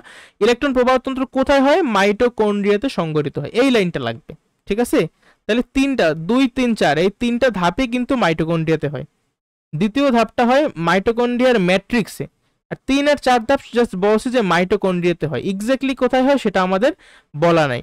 তবে আমার যতদূর মনে পড়ে সম্ভবত ইলেকট্রন ট্রান্সপোর্ট সিস্টেম এগুলা আমাদের যে মাইটোকন্ড্রিয়ার যে ক্রিস্টি ছিল, মনে আছে অন্তর্ঝিল্লিতে কিছু ভাঁজ থাকতো ভিতরের দিকে ক্রিস্টি, ওই ক্রিস্টির গায়ে অক্সিজম নামে এক ধরনের জিনিস থাকতো, বৃন্ত, গোলাকার বৃন্তযুক্ত, হ্যাঁ অক্সিজম, সেই অক্সিজমের ভিতরে কিন্তু এনজাইম থাকতো, সেখানেই সাধারণত এই অক্সিডেটিভ ফসফোরাইলেশন হয় আমার যতদূর মনে পড়ে। তারপরেও তোমরা লাগলে একটু গুগলকে জিজ্ঞাসা করে নিও, লাগবে না এত ডিটেলস, আসলে এসএসসিতে দরকার নেই।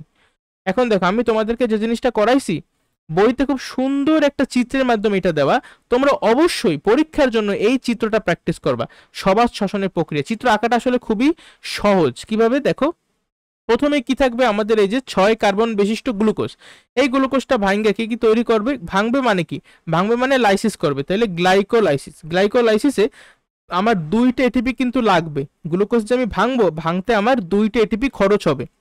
আর কি কি ভাঙ্গে আমি কি কি পাবো বা কি কি তৈরি হবে, অবশ্যই 2টা পাইরুভিক অ্যাসিড তৈরি হবে, প্রত্যেকটা পাইরুভিক অ্যাসিড কিন্তু 3 কার্বন বিশিষ্ট, 3 কার্বন 3 কার্বন, মোট কিন্তু 6টা কার্বন, ঠিক আছে।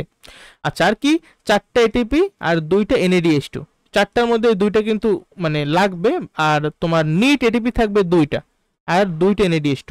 দেখছি কিন্তু যে প্রথম ধাপে আমার মোট এটিপি কয়টা তৈরি হয়েছিল, 2টা এটিপি আর 2টা NADH2, মানে 6টা এটিপি, মানে 6 আর 2 কয়টা, 8টা এটিপি কিন্তু তৈরি হয়েছিল। তারপরে দেখো এই পাইরুভিক অ্যাসিড থেকে, এটা হলো কি দ্বিতীয় ধাপ, মানে এসিটাইল কোয়ে সৃষ্টি, পাইরুভিক অ্যাসিড থেকে তৈরি হবে এসিটাইল কোয়ে। এছাড়াও কি কি তৈরি হয়, একটা কার্বন ডাইঅক্সাইড তৈরি হবে, আবার এসিটাইল কোয়ে, সরি কি বলতেছে এখানে, এসিটাইল কোয়ে না, এই যে NADH2 তৈরি হবে, ঠিক আছে।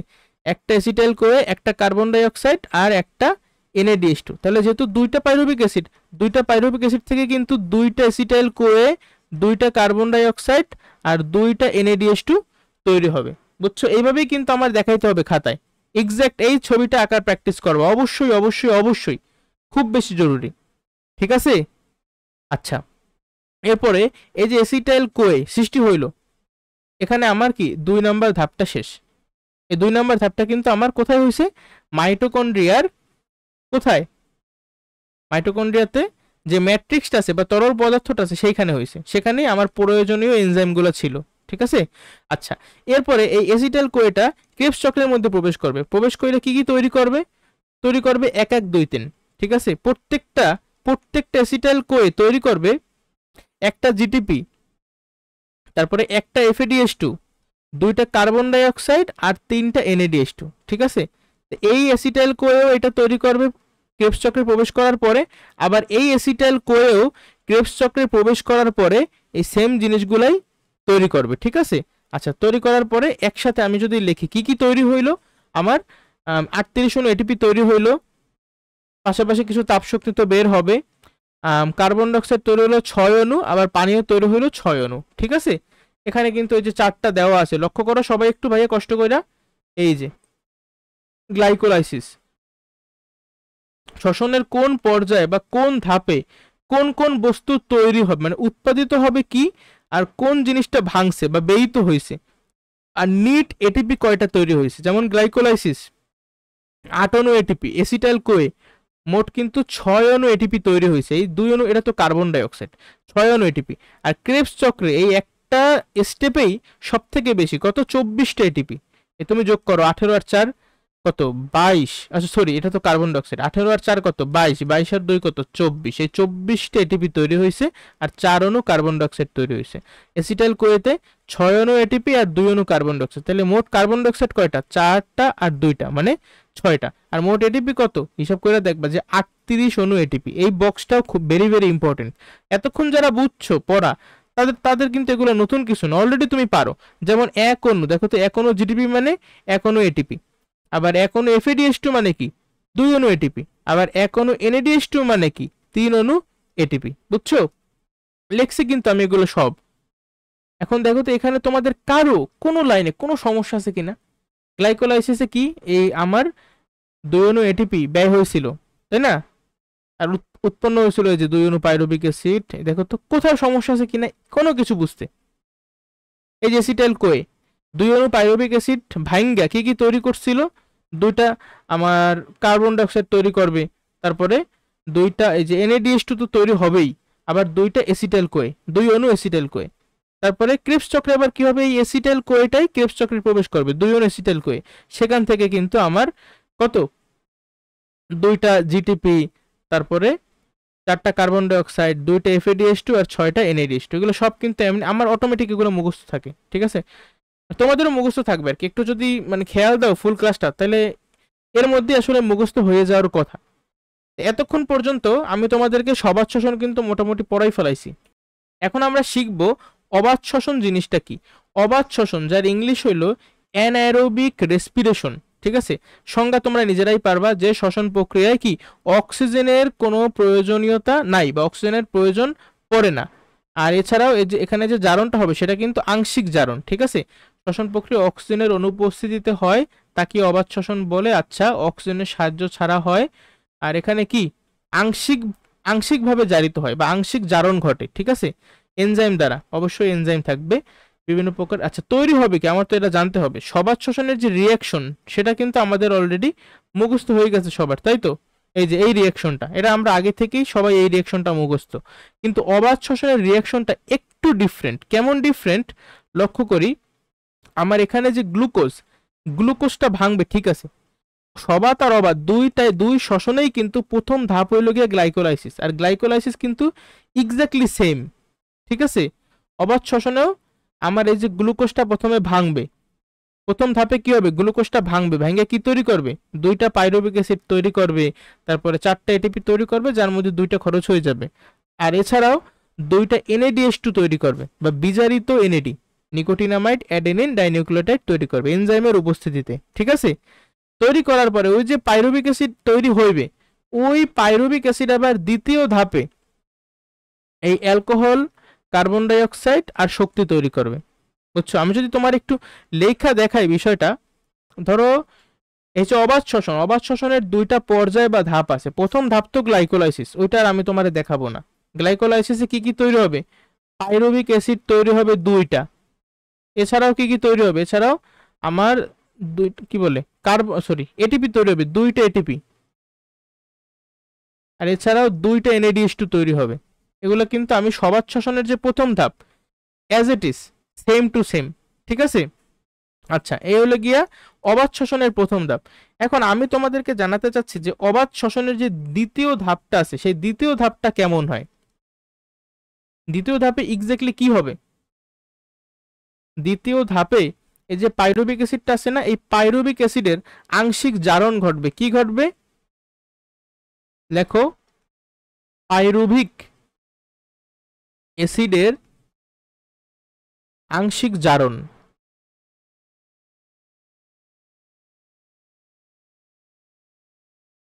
স্যার আংশিক বিজারণ লেখো, আংশিক বিজারণ, ঠিক আছে।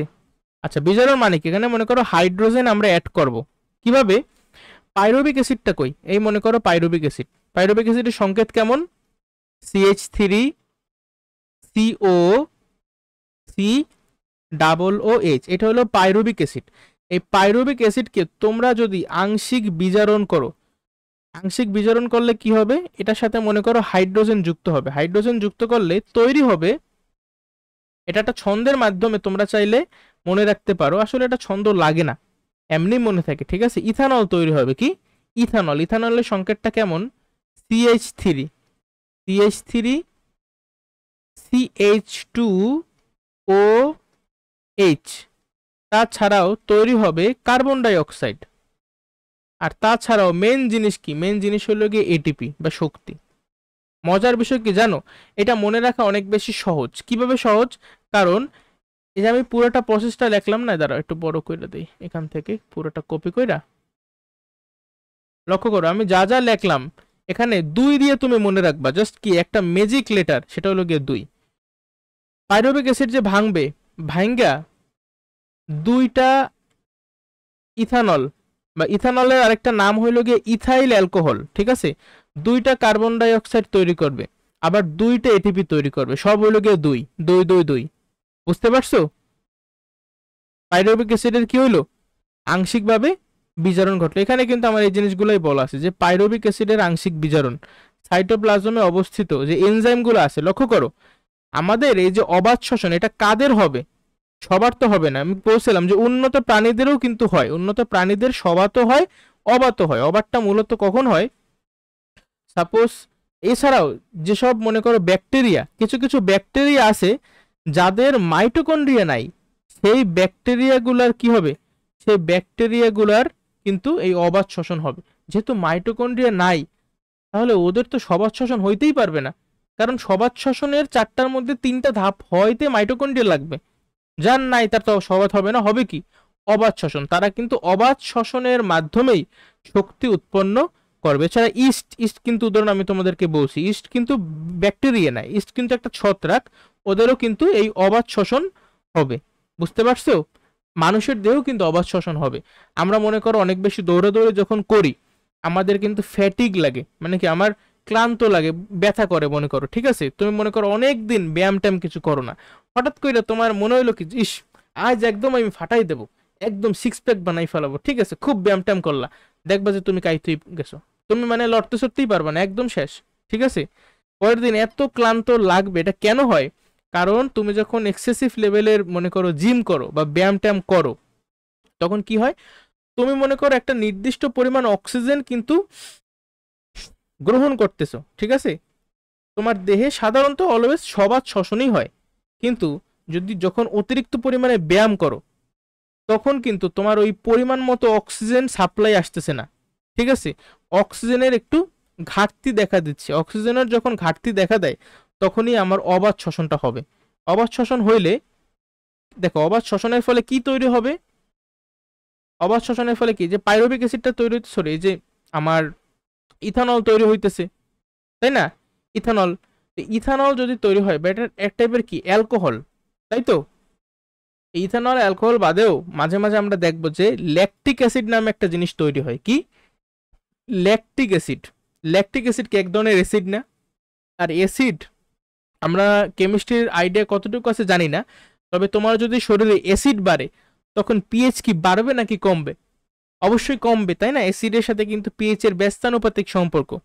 তোমার ল্যাকটিক অ্যাসিড তৈরি হওয়ার ফলে তোমার শরীরের পিএইচ কিন্তু কমে যেতেছে, বাট তোমার যে দেহ, এই দেহের প্রত্যেকটা কোষের যে কাজ আছে, কার্যাবলী, এই কার্যাবলী হওয়ার জন্য একটা নির্দিষ্ট পিএইচ এর দরকার থাকে।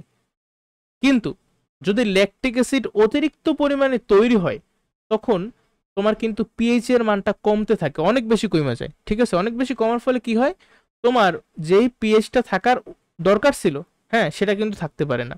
ফলে ওই কোষগুলো কিন্তু একটু বলতে পারো যে ক্লান্ত হয়ে যায়, ঠিকভাবে কাজ করতে পারে না। ওই কোষগুলো ক্লান্ত হয় দেখে আসলে তুমিও ক্লান্ত হও, তোমারও ব্যথা করে। কিন্তু একটু পর একটু সময় দেবা, যখন ল্যাকটিক অ্যাসিডের পরিমাণটা কমতে থাকবে, আবার পিএইচটা তার যে মানে লেভেলটা ছিল আগে সেই লেভেলে আসবে, তখন আবার সব ঠিকঠাক হয়ে যাবে। ঠিক আছে, এ ছিল কিছু বেসিক কথাবার্তা যে ল্যাকটিক অ্যাসিড আসলে জিনিসটাকে আমাদের আসলে জানা, মানে জিনিসটা জানা খুবই জরুরি। ঠিক আছে, বেসিক। আচ্ছা দেখো, তাহলে আমি যেদিকে ছিলাম, এই পাইরুবিক অ্যাসিডকে ভেঙে আমরা ethanol plus carbon die oxide plus ATP পাবো, অথবা মাঝে মাঝে এই যে আমি তোমাদের সামনে লিখছি ethanol plus carbon die oxide, এর পরিবর্তে আমরা ল্যাকটিক অ্যাসিড পাবো। কি পাবো? Lactic acid.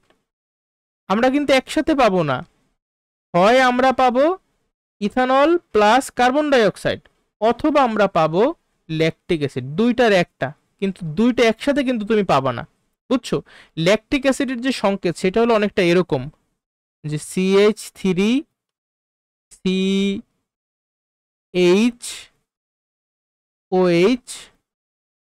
3OH, অনেকটা কিন্তু এরকম। লক্ষ্য করো, এই যে CO আগে থেকে ছিল, এই CO এর সাথে মনে করো এখানে একটা হাইড্রোজেন আসছে, এখানে একটা হাইড্রোজেন আসছে। ঠিক আছে, দুইটা হাইড্রোজেন আসছে। আমরা করতেই তো আছি বিজারণ, তাই না? বিজারণ মানে হইল গিয়ে তুমি এখানে হাইড্রোজেন অ্যাড করতেছো, তাহলে মাঝে মাঝে এই ল্যাকটিক অ্যাসিড তৈরি হবে, অথবা ইথানল প্লাস কার্বন ডাইঅক্সাইড তৈরি হবে। ইথানলটা দেখো তো কিভাবে আমি বুঝতে পারি, এই যে CH3 তারপরে এখানে OH আছে, আবার এখানে OH আছে। ঠিক আছে, এখানে আবার সি। আচ্ছা যাক, এগুলো এটা মুখস্থ রাখা আসলে খুব একটা কঠিন না, এটা বোঝা লাগবে না। আপাতত একটু কষ্ট কইরা হইলেও মুখস্থ কইরা ফেলাও। ঠিক আছে, সমস্যা নাই। দেখো বই থেকে আমি তোমাদেরকে বিক্রিয়াগুলো একটু দেখাই ভাই। এই যে কেবলমাত্র কিছু কিছু অণুজীব, যেমন এই যে ব্যাকটেরিয়া, তারপর ইস্ট নামক ছত্রাক, এগুলাতে কিন্তু অবাত শ্বসন হয়। তো আমাদের দেহতেও হয়, এটা কিন্তু আমি তোমাদেরকে বলছি। ঠিক আছে, আর এই মেইন বিক্রিয়াটা এই যে দেখো, গ্লুকোজকে আমরা এনজাইমের মাধ্যমে, কোন জায়গার এনজাইম? এটা কি মাইটোকন্ড্রিয়ার এনজাইম? অবশ্যই না, এটা সাইটোপ্লাজমের এনজাইম। ঠিক আছে, মাইটোকন্ড্রিয়া তো নাই, থাকলে তো সব শোষণই করতে পারতাম। দেখো, এই গ্লুকোজ থেকে আমরা কি কি পাবো? আমরা ইথানল পাবো। ইথানল মানেই হইল গিয়ে ইথাইল অ্যালকোহল। আশা করি তোমরা যারা জৈব যৌগ পড়ছো তাদের এগুলো বুঝতে খুব একটা কষ্ট হওয়ার কথা না। ঠিক আছে, আচ্ছা, দুইটা কার্বন ডাইঅক্সাইড পাবা আর শক্তি পাবা কতখানি? 56 কিলো ক্যালোরি পার মোল। যদিও আসলে আমরা 56 কিলো ক্যালোরি পাই না, আমরা আমাদের শরীরে যদি হয় আমরা 20 কিলো ক্যালোরির মতো পাই। ঠিক আছে, 56 আমরা পাই না, বাকিটুকু তাপশক্তি রূপে আসলে বের হয়ে যায়, মানে ওটা হলো গিয়ে ওয়েস্ট হয়। ঠিক আছে, যাই হোক, তো অবাত শ্বসনের আমার যে ধাপগুলো একটু যদি আমরা ব্যাখ্যা করি, তাহলে প্রথমে কি, গ্লাইকোলাইসিস কিন্তু একদম আগের মতো। গ্লাইকোলাইসিস মানে হইল গ্লুকোজের অসম্পূর্ণ জারণ। ঠিক আছে, ধাপ 1 হইল গ্লুকোজের অসম্পূর্ণ জারণ, আর ধাপ 2 হলো গিয়ে পাইরুভিক অ্যাসিডের বিজারণ, অথবা তুমি অসম্পূর্ণ বিজারণও চাইলে লিখতে পারো। আচ্ছা, যেহেতু বই অসম্পূর্ণ কথাটা নাই, তাহলে অসম্পূর্ণ এখানে লেখার দরকার নেই, শুধুমাত্র এখানে বলবো অসম্পূর্ণ। ঠিক আছে, এক অণু গ্লুকোজ থেকে, এই যে এক অণু গ্লুকোজ থেকে কি আমরা 2 অণু পাইরুভিক অ্যাসিড পাবো, তারপরে 4টা এটিপি, যার মধ্যে 2টা খরচ হয়ে যাবে, এছাড়া 2টা NADH2 পাবা। এই তো এসব কথাবার্তা একদম গ্লাইকোলাইসিসের মতো, নতুন কিছু নাই। এরপর কি দেখো, উৎপন্ন পাইরুভিক অ্যাসিড পরবর্তী ধাপে কিন্তু বিজারিত হয়ে যায় বলে অবাত শ্বসনে গ্লুকোজের অসম্পূর্ণ জারণ ঘটে। আচ্ছা যাই হোক, কি হইলো, সাইটোপ্লাজমে অবস্থিত এই যে এনজাইমগুলো আছে, এই এনজাইমের কার্যকারিতা বা এনজাইমের ফলে কি হয়, পাইরুভিক অ্যাসিড যেটা আমাদের এই প্রথম ধাপে তৈরি হয়েছে, এই 2টা পাইরুভিক অ্যাসিড কিন্তু এখন আমার বিজারণ ঘটবে বা বিজারিত হবে। বিজারিত হয়ে কি তৈরি করবে? ইথানল আর হইলো গিয়া কার্বন ডাইঅক্সাইড তৈরি করবে, অথবা এই 2টার পরিবর্তে মাঝে মাঝে শুধুমাত্র ল্যাকটিক অ্যাসিড তৈরি করবে। ঠিক আছে, এই যে এনএডি, বিজারিত এনএডি জারিত হবে, বিজারিত এনএডি জারিত হবে, মানে এই যে 2টা হাইড্রোজেন আবার সে সরাই দেবে, সরাই দিয়া কি কি তৈরি করবে? ইলেকট্রন প্রোটন শক্তি নির্গত করবে। ওইটাই আসলে কি করবে, ওইটা দিয়েই আমার যে পাইরুভিক অ্যাসিড, সেই পাইরুভিক অ্যাসিড থেকে আবার ল্যাকটিক অ্যাসিড, আবার মাঝে মাঝে ইথানল, এগুলো তৈরি করবে। ঠিক আছে, মানে বিক্রিয়াটা অনেকটা এরকম। এই যে আমি তোমাদেরকে লিখছি, কি লিখছি, এই যে পাইরুভিক অ্যাসিড থেকে আমার যে ইথানল বা ইথানল কার্বন ডাইঅক্সাইড অথবা ল্যাকটিক অ্যাসিড তৈরি হবে, এর জন্য তো কিছু শক্তি লাগবে, লাগবে না? এই শক্তিটা আসলে কোথা থেকে আসে? প্রথম ধাপে আমার এই যে NADH2 তৈরি হয়েছিল, NADH2, এই যে 2টা NADH2 এর মধ্যে কিন্তু 6টা এটিপি আছে, তাই না? এই 6টা এটিপি আসলে আমার দ্বিতীয় ধাপে খরচ হয়। বুঝছো? দ্বিতীয় ধাপে কিন্তু এই 2টা NADH2 থেকেই আমরা শক্তি পাই, সেই শক্তিটা আসলে 2 নাম্বার ধাপে আমরা খরচ করে ফেলাই। তাহলে আসলে আমি যদি নিট এটিপির কথা চিন্তা করি, আমার এই 2 ধাপ মিলাইয়া মোট কিন্তু এটিপি শুধুমাত্র রয়ে গেছে এই 2 এটিপি। 2 নাম্বার ধাপে উৎপন্ন তো হয়ই নাই এক্সট্রা এটিপি, উল্টা প্রথম ধাপে উৎপন্ন হওয়া 6 এটিপি খরচ হয়ে গেছে দ্বিতীয় ধাপে। তাহলে বাকি থাকে কিন্তু শুধুমাত্র 2 এটিপি, বুঝছো? এই জন্যই কিন্তু অবাধ শ্বসনে শুধুমাত্র 2 এটিপি বা কত 56 কিলো ক্যালোরি পার মোল শক্তি উৎপন্ন হয়। বুঝতে পারছো নাকি পারো নাই? দেখো আরেকবার দেখো, তাইলে বুঝতে পারবা যে পাইরুভিক অ্যাসিড থেকে এই যে আমরা ল্যাকটিক অ্যাসিড বা ইথানল তৈরি করি, শক্তিটা কোথায় পাই? এই এনএডি থেকে পাই, এই বিজারিত যে এনএডিএস2। ঠিক আছে, বিজারিত এনএডি মানেই হলো কি এনএডিএস2। এনএডিএস2 পরবর্তীতে আবার যখন জারিত হয় সেই সময় মূলত আমার শক্তিটা নির্গত করে, বুঝছো? ওই শক্তি দিয়েই আমরা এই কাজগুলো করি। অন্যদিকে যেহেতু অক্সিজেন নাই, অবাধ শ্বসন, অক্সিজেন তো নাই, অক্সিজেনের অভাবে অক্সাইডেটিভ ফসফোরাইলেশনও কিন্তু হইতে পারে না। অক্সাইডেটিভ ফসফোরাইলেশন মানে কি? দেখো, ফসফোরাইলেশন মানে হলো গিয়া ফসফেট যুক্ত হওয়া, আর অক্সিডেটিভ কথাটা দ্বারা আসলে কি বোঝাচ্ছে? মনে করো অক্সিজেন আছে, অক্সিজেন যদি থাকতো তাহলে তুমি অক্সাইডেটিভ ফসফোরাইলেশন করতে পারতা, যেহেতু নাই তাহলে তো তুমি এটাও করতে পারবা না। তাহলে শুধুমাত্র নিট 2 অণু এটিপি পাওয়া যায়, এইটা সব থেকে বেশি ইম্পর্টেন্ট, 2 অণু এটিপি, বুঝছো? এই হলো গিয়া সংক্ষেপে আমাদের শ্বসন। এই পর্যন্ত তোমরা যারা ভিডিওটা দেখছো তোমাদের কিন্তু শ্বসনের মেন কনসেপ্টটা ক্লিয়ার। এখন শুধুমাত্র আমরা দেখবো শ্বসনের প্রভাবক আছে কিছু, এগুলো মেনলি রিডিং টাইপের। তোমরা যদি কেউ ভিডিওটা বাকি ভিডিওটুক নাও দেখো, শুধুমাত্র বই নিজেরা পড়ে নাও তাহলেও হবে। আর তারপর দেখবো শ্বসনের গুরুত্ব, আর সর্বোচ্চ 5-6 মিনিট লাগতে পারে, ঠিক আছে? এই শ্বসন প্রক্রিয়ার যে ধাপসমূহ দেখো তো কি কি আছে, মানে প্রভাবক সমূহ আর কি। কিছু আছে বাহ্যিক, কিছু আছে অভ্যন্তরীণ। বাহ্যিক প্রভাবক সালোক সংশ্লেষণের মতোই, আমি একদম ছন্দ দিয়ে মনে রাখি যে অক্সিজেন, কার্বন ডাই অক্সাইড, পানি, আলো, তাপমাত্রা, এগুলো হলো গিয়ে বাহ্যিক প্রভাবক, ঠিক আছে? আর অভ্যন্তরীণ প্রভাবক কি? অভ্যন্তরীণ প্রভাবক হতে পারে যে খাদ্যটা তুমি যে মানে এই যে খাইতেছো বা গ্রহণ করতেছো, ঠিক আছে? এই যে খাদ্যদ্রব্য, অবশ্যই খাবার খাইতেছো, পানিও তো আছে, কোষের মধ্যে মধ্যে পানি আছে না, সেই কোষ মধ্যস্থ পানি। এখন এই খাদ্যদ্রব্যকে ভাঙা মানেই হইল তোমার শ্বসন। আর ভাঙতে কি লাগে? ভাঙতে কিন্তু দেখছি বিভিন্ন এনজাইম লাগে, তাই না? কিছু কিছু এনজাইম মাইটোকন্ড্রিয়ার ভিতরে থাকে, কিছু এনজাইম শালক সরি কি বলে সাইটোপ্লাজমের ভিতরে থাকে। এই এনজাইম বা উৎসেচক কিন্তু আমাদের লাগবে। যদি উৎসেচক ঠিকভাবে থাকে বা এনজাইম পর্যাপ্ত পরিমাণে থাকে তাহলে কিন্তু আমার শ্বসনের যে রেট বা হার সেটাও বেশি হবে। কিন্তু যদি উৎসেচকের পরিমাণ কম হয় তাহলে কিন্তু আমার রেটটা কমে যাবে। আবার যদি তোমার খাদ্যদ্রব্য দেখো তো, খাদ্যদ্রব্য ভাঙ্গেই তো আমার এগুলো হবে। তোমার এদিকে শ্বসনের কাঁচা মালই হইল গিয়া খাদ্যদ্রব্য। তাহলে খাদ্যদ্রব্য যদি তোমার পরিমাণ মতো না থাকে, কম থাকে, তাহলে তোমার অবশ্যই শ্বসনের হারও কম হবে, ঠিক আছে? তাহলে দেখো খাদ্যদ্রব্যর সাথে কিন্তু সমানুপাতিক সম্পর্ক, মানে খাদ্যদ্রব্য বাড়াবা তোমার শ্বসনের রেটও বাড়বে।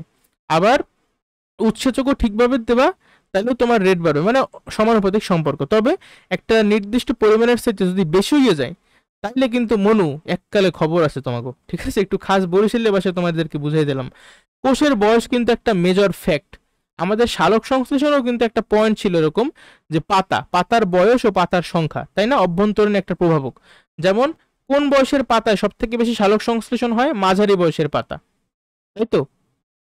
আর সংখ্যার সাথে তো সমানুপাতিক সম্পর্ক। যাই হোক, এখানে আবার শ্বসনের ক্ষেত্রে আমার বয়স হবে অল্প বয়স্ক কোষে। এখানে কিন্তু পাতা না, এটা কোষের বয়স।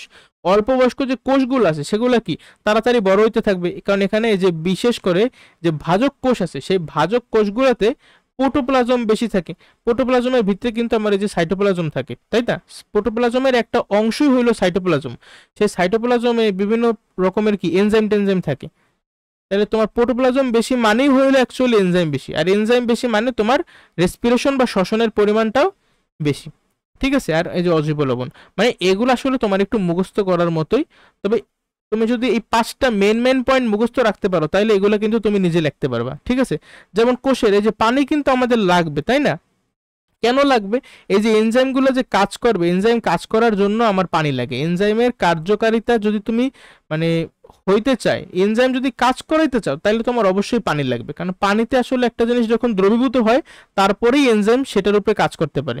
বিভিন্ন শ্বসনিক বস্তু যেমন ওই যে কার্বোহাইড্রেট, প্রোটিন, ফ্যাট, জৈব অ্যাসিড, এগুলাকে কিন্তু আমার প্রথমে দ্রবীভূত করতে হবে। দ্রবীভূত করার জন্য হইলেও আমার পানি লাগবে, কোষের মধ্যে পানি, তারপরেই কিন্তু এনজাইমগুলো কাজ করতে পারবে। বুঝছো? মনে রাখার তাইলে আমি একটা টেকনিক তোমাদেরকে কি দিতে পারি, তুমি জাস্ট এটা মনে রাখবা যে খাবার, খাবার, তারপরে পানি, উৎসেচক, আর হইতেছে কোথায়, হইতেছে কোষের মধ্যে। তাই কোষের বয়সটা তো একটা মেইন ফ্যাক্ট। আর তুমি যখন খাবার খাইতেছো তোমার লবণও তো লাগবে। আমরা কি লবণ ছাড়া খাইতে পারি? তাহলে অজৈব লবণ। বুঝছো? তাহলে আমার সাথে সাথে বলো, আমি তোমাদের তোমার দিকে তাকাই বলতেছি, আমি কিন্তু বইয়ের দিকে তাকাইতেছি না। কি, আমি একটু আগে কিন্তু জাস্ট যখন তোমাদের পড়াইলাম সেই সময়, আমার কিন্তু নিজের মুখস্থ না। কি কি? প্রথমে হবে খাদ্যদ্রব্য, তারপরে কোষের মধ্যস্থ পানি, তারপরে লবণ তো লাগবে, অজৈব লবণ, ঠিক আছে। এরপর কি আমার কোষে গেল, আচ্ছা হ্যাঁ কোষ, ওই যে কোষের বয়সটা কিন্তু একটা ফ্যাক্ট। তারপর হলো কি আমার অবশ্যই এনজাইম বা উৎসেচক, ঠিক আছে। এই ছিল আমাদের মানে আমার কি অভ্যন্তরীণ প্রভাবক। আর বাহ্যিক যে প্রভাবক সেগুলো তো আমি তোমাদেরকে বইলাই দিছি। তবে এখানে টেম্পারেচার কিন্তু 20 ডিগ্রি সেলসিয়াস আর 45 ডিগ্রি সেলসিয়াস, ঠিক আছে। অপটিমাম টেম্পারেচার কত? 20 ডিগ্রি থেকে 45 ডিগ্রি সেলসিয়াস। যদি 20 ডিগ্রির থেকে যদি কম হয় আর 45 ডিগ্রির থেকে যদি বেশি হয়, তাহলে কিন্তু আমার রেসপিরেশনের রেট কমে যাবে, ঠিক আছে। তো আদর্শ তাপমাত্রা কত? 20 ডিগ্রি এবং 45 ডিগ্রি সেলসিয়াসের মধ্যে। সালোক সংশ্লেষণের সময় তাপমাত্রাটা ছিল 22 ডিগ্রি থেকে 37 ডিগ্রি সেলসিয়াসের মধ্যে। অক্সিজেনের সাথে লক্ষ্য করো, তুমি জাস্ট মনে রাখবা যে সমানুপাতিক সম্পর্ক। তুমি যেহেতু তোমার শ্বসন যদি তুমি হওয়াইতে চাও, তোমার অক্সিজেন লাগবে। এখন অক্সিজেন তুমি যত ভালোভাবে দেবা, তোমার কিন্তু শ্বসনের হারটাও তত বেশি হবে। এই জন্য কি সমানুপাতিক সম্পর্ক। তাহলে কার্বন ডাই অক্সাইডের সাথে কেমন সম্পর্ক হবে? ব্যস্তানুপাতিক সম্পর্ক হবে। এটাকে আমরা এভাবে প্রকাশ করতে পারি। লক্ষ্য করো, তোমার শরীরে যদি অনেক বেশি কার্বন ডাই অক্সাইড অলরেডি উপস্থিত থাকে, অনেক বেশি কার্বন ডাই অক্সাইড তৈরি হয়েছে, তাহলে ওই সময় যদি শ্বসনও যদি বেশি হয়, তাহলে তো আরো বেশি কার্বন ডাই অক্সাইড তৈরি হইতে থাকবে। কারণ শ্বসনের বাই প্রোডাক্ট হইলো কার্বন ডাই অক্সাইড। দেখছিলাম না যে 6 অণু কার্বন ডাই অক্সাইড তৈরি হতে থাকে। তাহলে যখন তোমার দেহে অনেক বেশি কার্বন ডাই অক্সাইড তৈরি হয়ে গেছে, তখন কি করতে হবে? এই কার্বন ডাই অক্সাইডকে কমাইতে হবে। কমানোর জন্য আমার শ্বসনের যে হার সেটাকে কিন্তু কমান লাগবে। এই জন্য আমি বলতে পারি কার্বন ডাই অক্সাইড বাড়লে শ্বসনের হার কমবে, আর কার্বন ডাই অক্সাইডের ঘনত্ব যদি কমে তাহলে শ্বসনের হার বাড়বে। মানে ব্যস্তানুপাতিক সম্পর্ক। আলো তো আমাদের লাগবে, কারণ আলো যখন থাকে সেই সময় কি দেখো, দিনের বেলা আলোর উপস্থিতিতে কি আমার স্টোমা বা পত্ররন্ধ্র খোলা থাকে। এর ফলে কিন্তু সালোক সংশ্লেষণটাও ভালোভাবে হয়। আর অক্সিজেন যদি পত্ররন্ধ্র খোলা থাকে, তাহলে গ্যাসীয় বিনিময়, গ্যাসীয় বিনিময় বলতে কি বোঝাচ্ছে? এখানে কিন্তু অক্সিজেন গ্রহণ লাগছে ভাইয়া, কার্বন ডাই অক্সাইড গ্রহণ না। আমি এখানে সালোক সংশ্লেষণ পড়তে আসি না, আমি এখানে শ্বসন পড়তেছি। আর শ্বসনের জন্য কিন্তু উদ্ভিদও অক্সিজেন গ্রহণ করে আর কার্বন ডাই অক্সাইড ত্যাগ করে। খুব সূক্ষ্ম সূক্ষ্ম জিনিস, কিন্তু তোমরা খেয়াল করো না, ঠিক আছে। ত্যাগ করা সহজ হয়, ফলে শ্বসনের হার একটু বেড়ে যায়। আর পানি তো বোঝোই, পানি তো আমাদের লাগবেই, ঠিক আছে। পানি কিন্তু বাহ্যিক প্রভাবকও আবার অভ্যন্তরীণ প্রভাবকও। একটা হলো কি নর্মাল পানি, আরেকটা হলো কোষের ভিতরকার পানি, কোষ মধ্যস্থ পানি, ঠিক আছে। আচ্ছা, তাহলে আমার পরিমিত পরিমাণে পানি সরবরাহ করতে হবে। যদি কম দাও, আবার যদি অতিরিক্ত পরিমাণেও দাও, তাইলেও কিন্তু আমার শ্বসনের প্রক্রিয়াটা ব্যাহত হবে বা সমস্যা হবে। এই ছিল আমার প্রভাবক। একেবারে লাস্ট শেষের দিকে এসে পড়ছি আমরা শ্বসনের গুরুত্ব। শ্বসনের গুরুত্ব কি?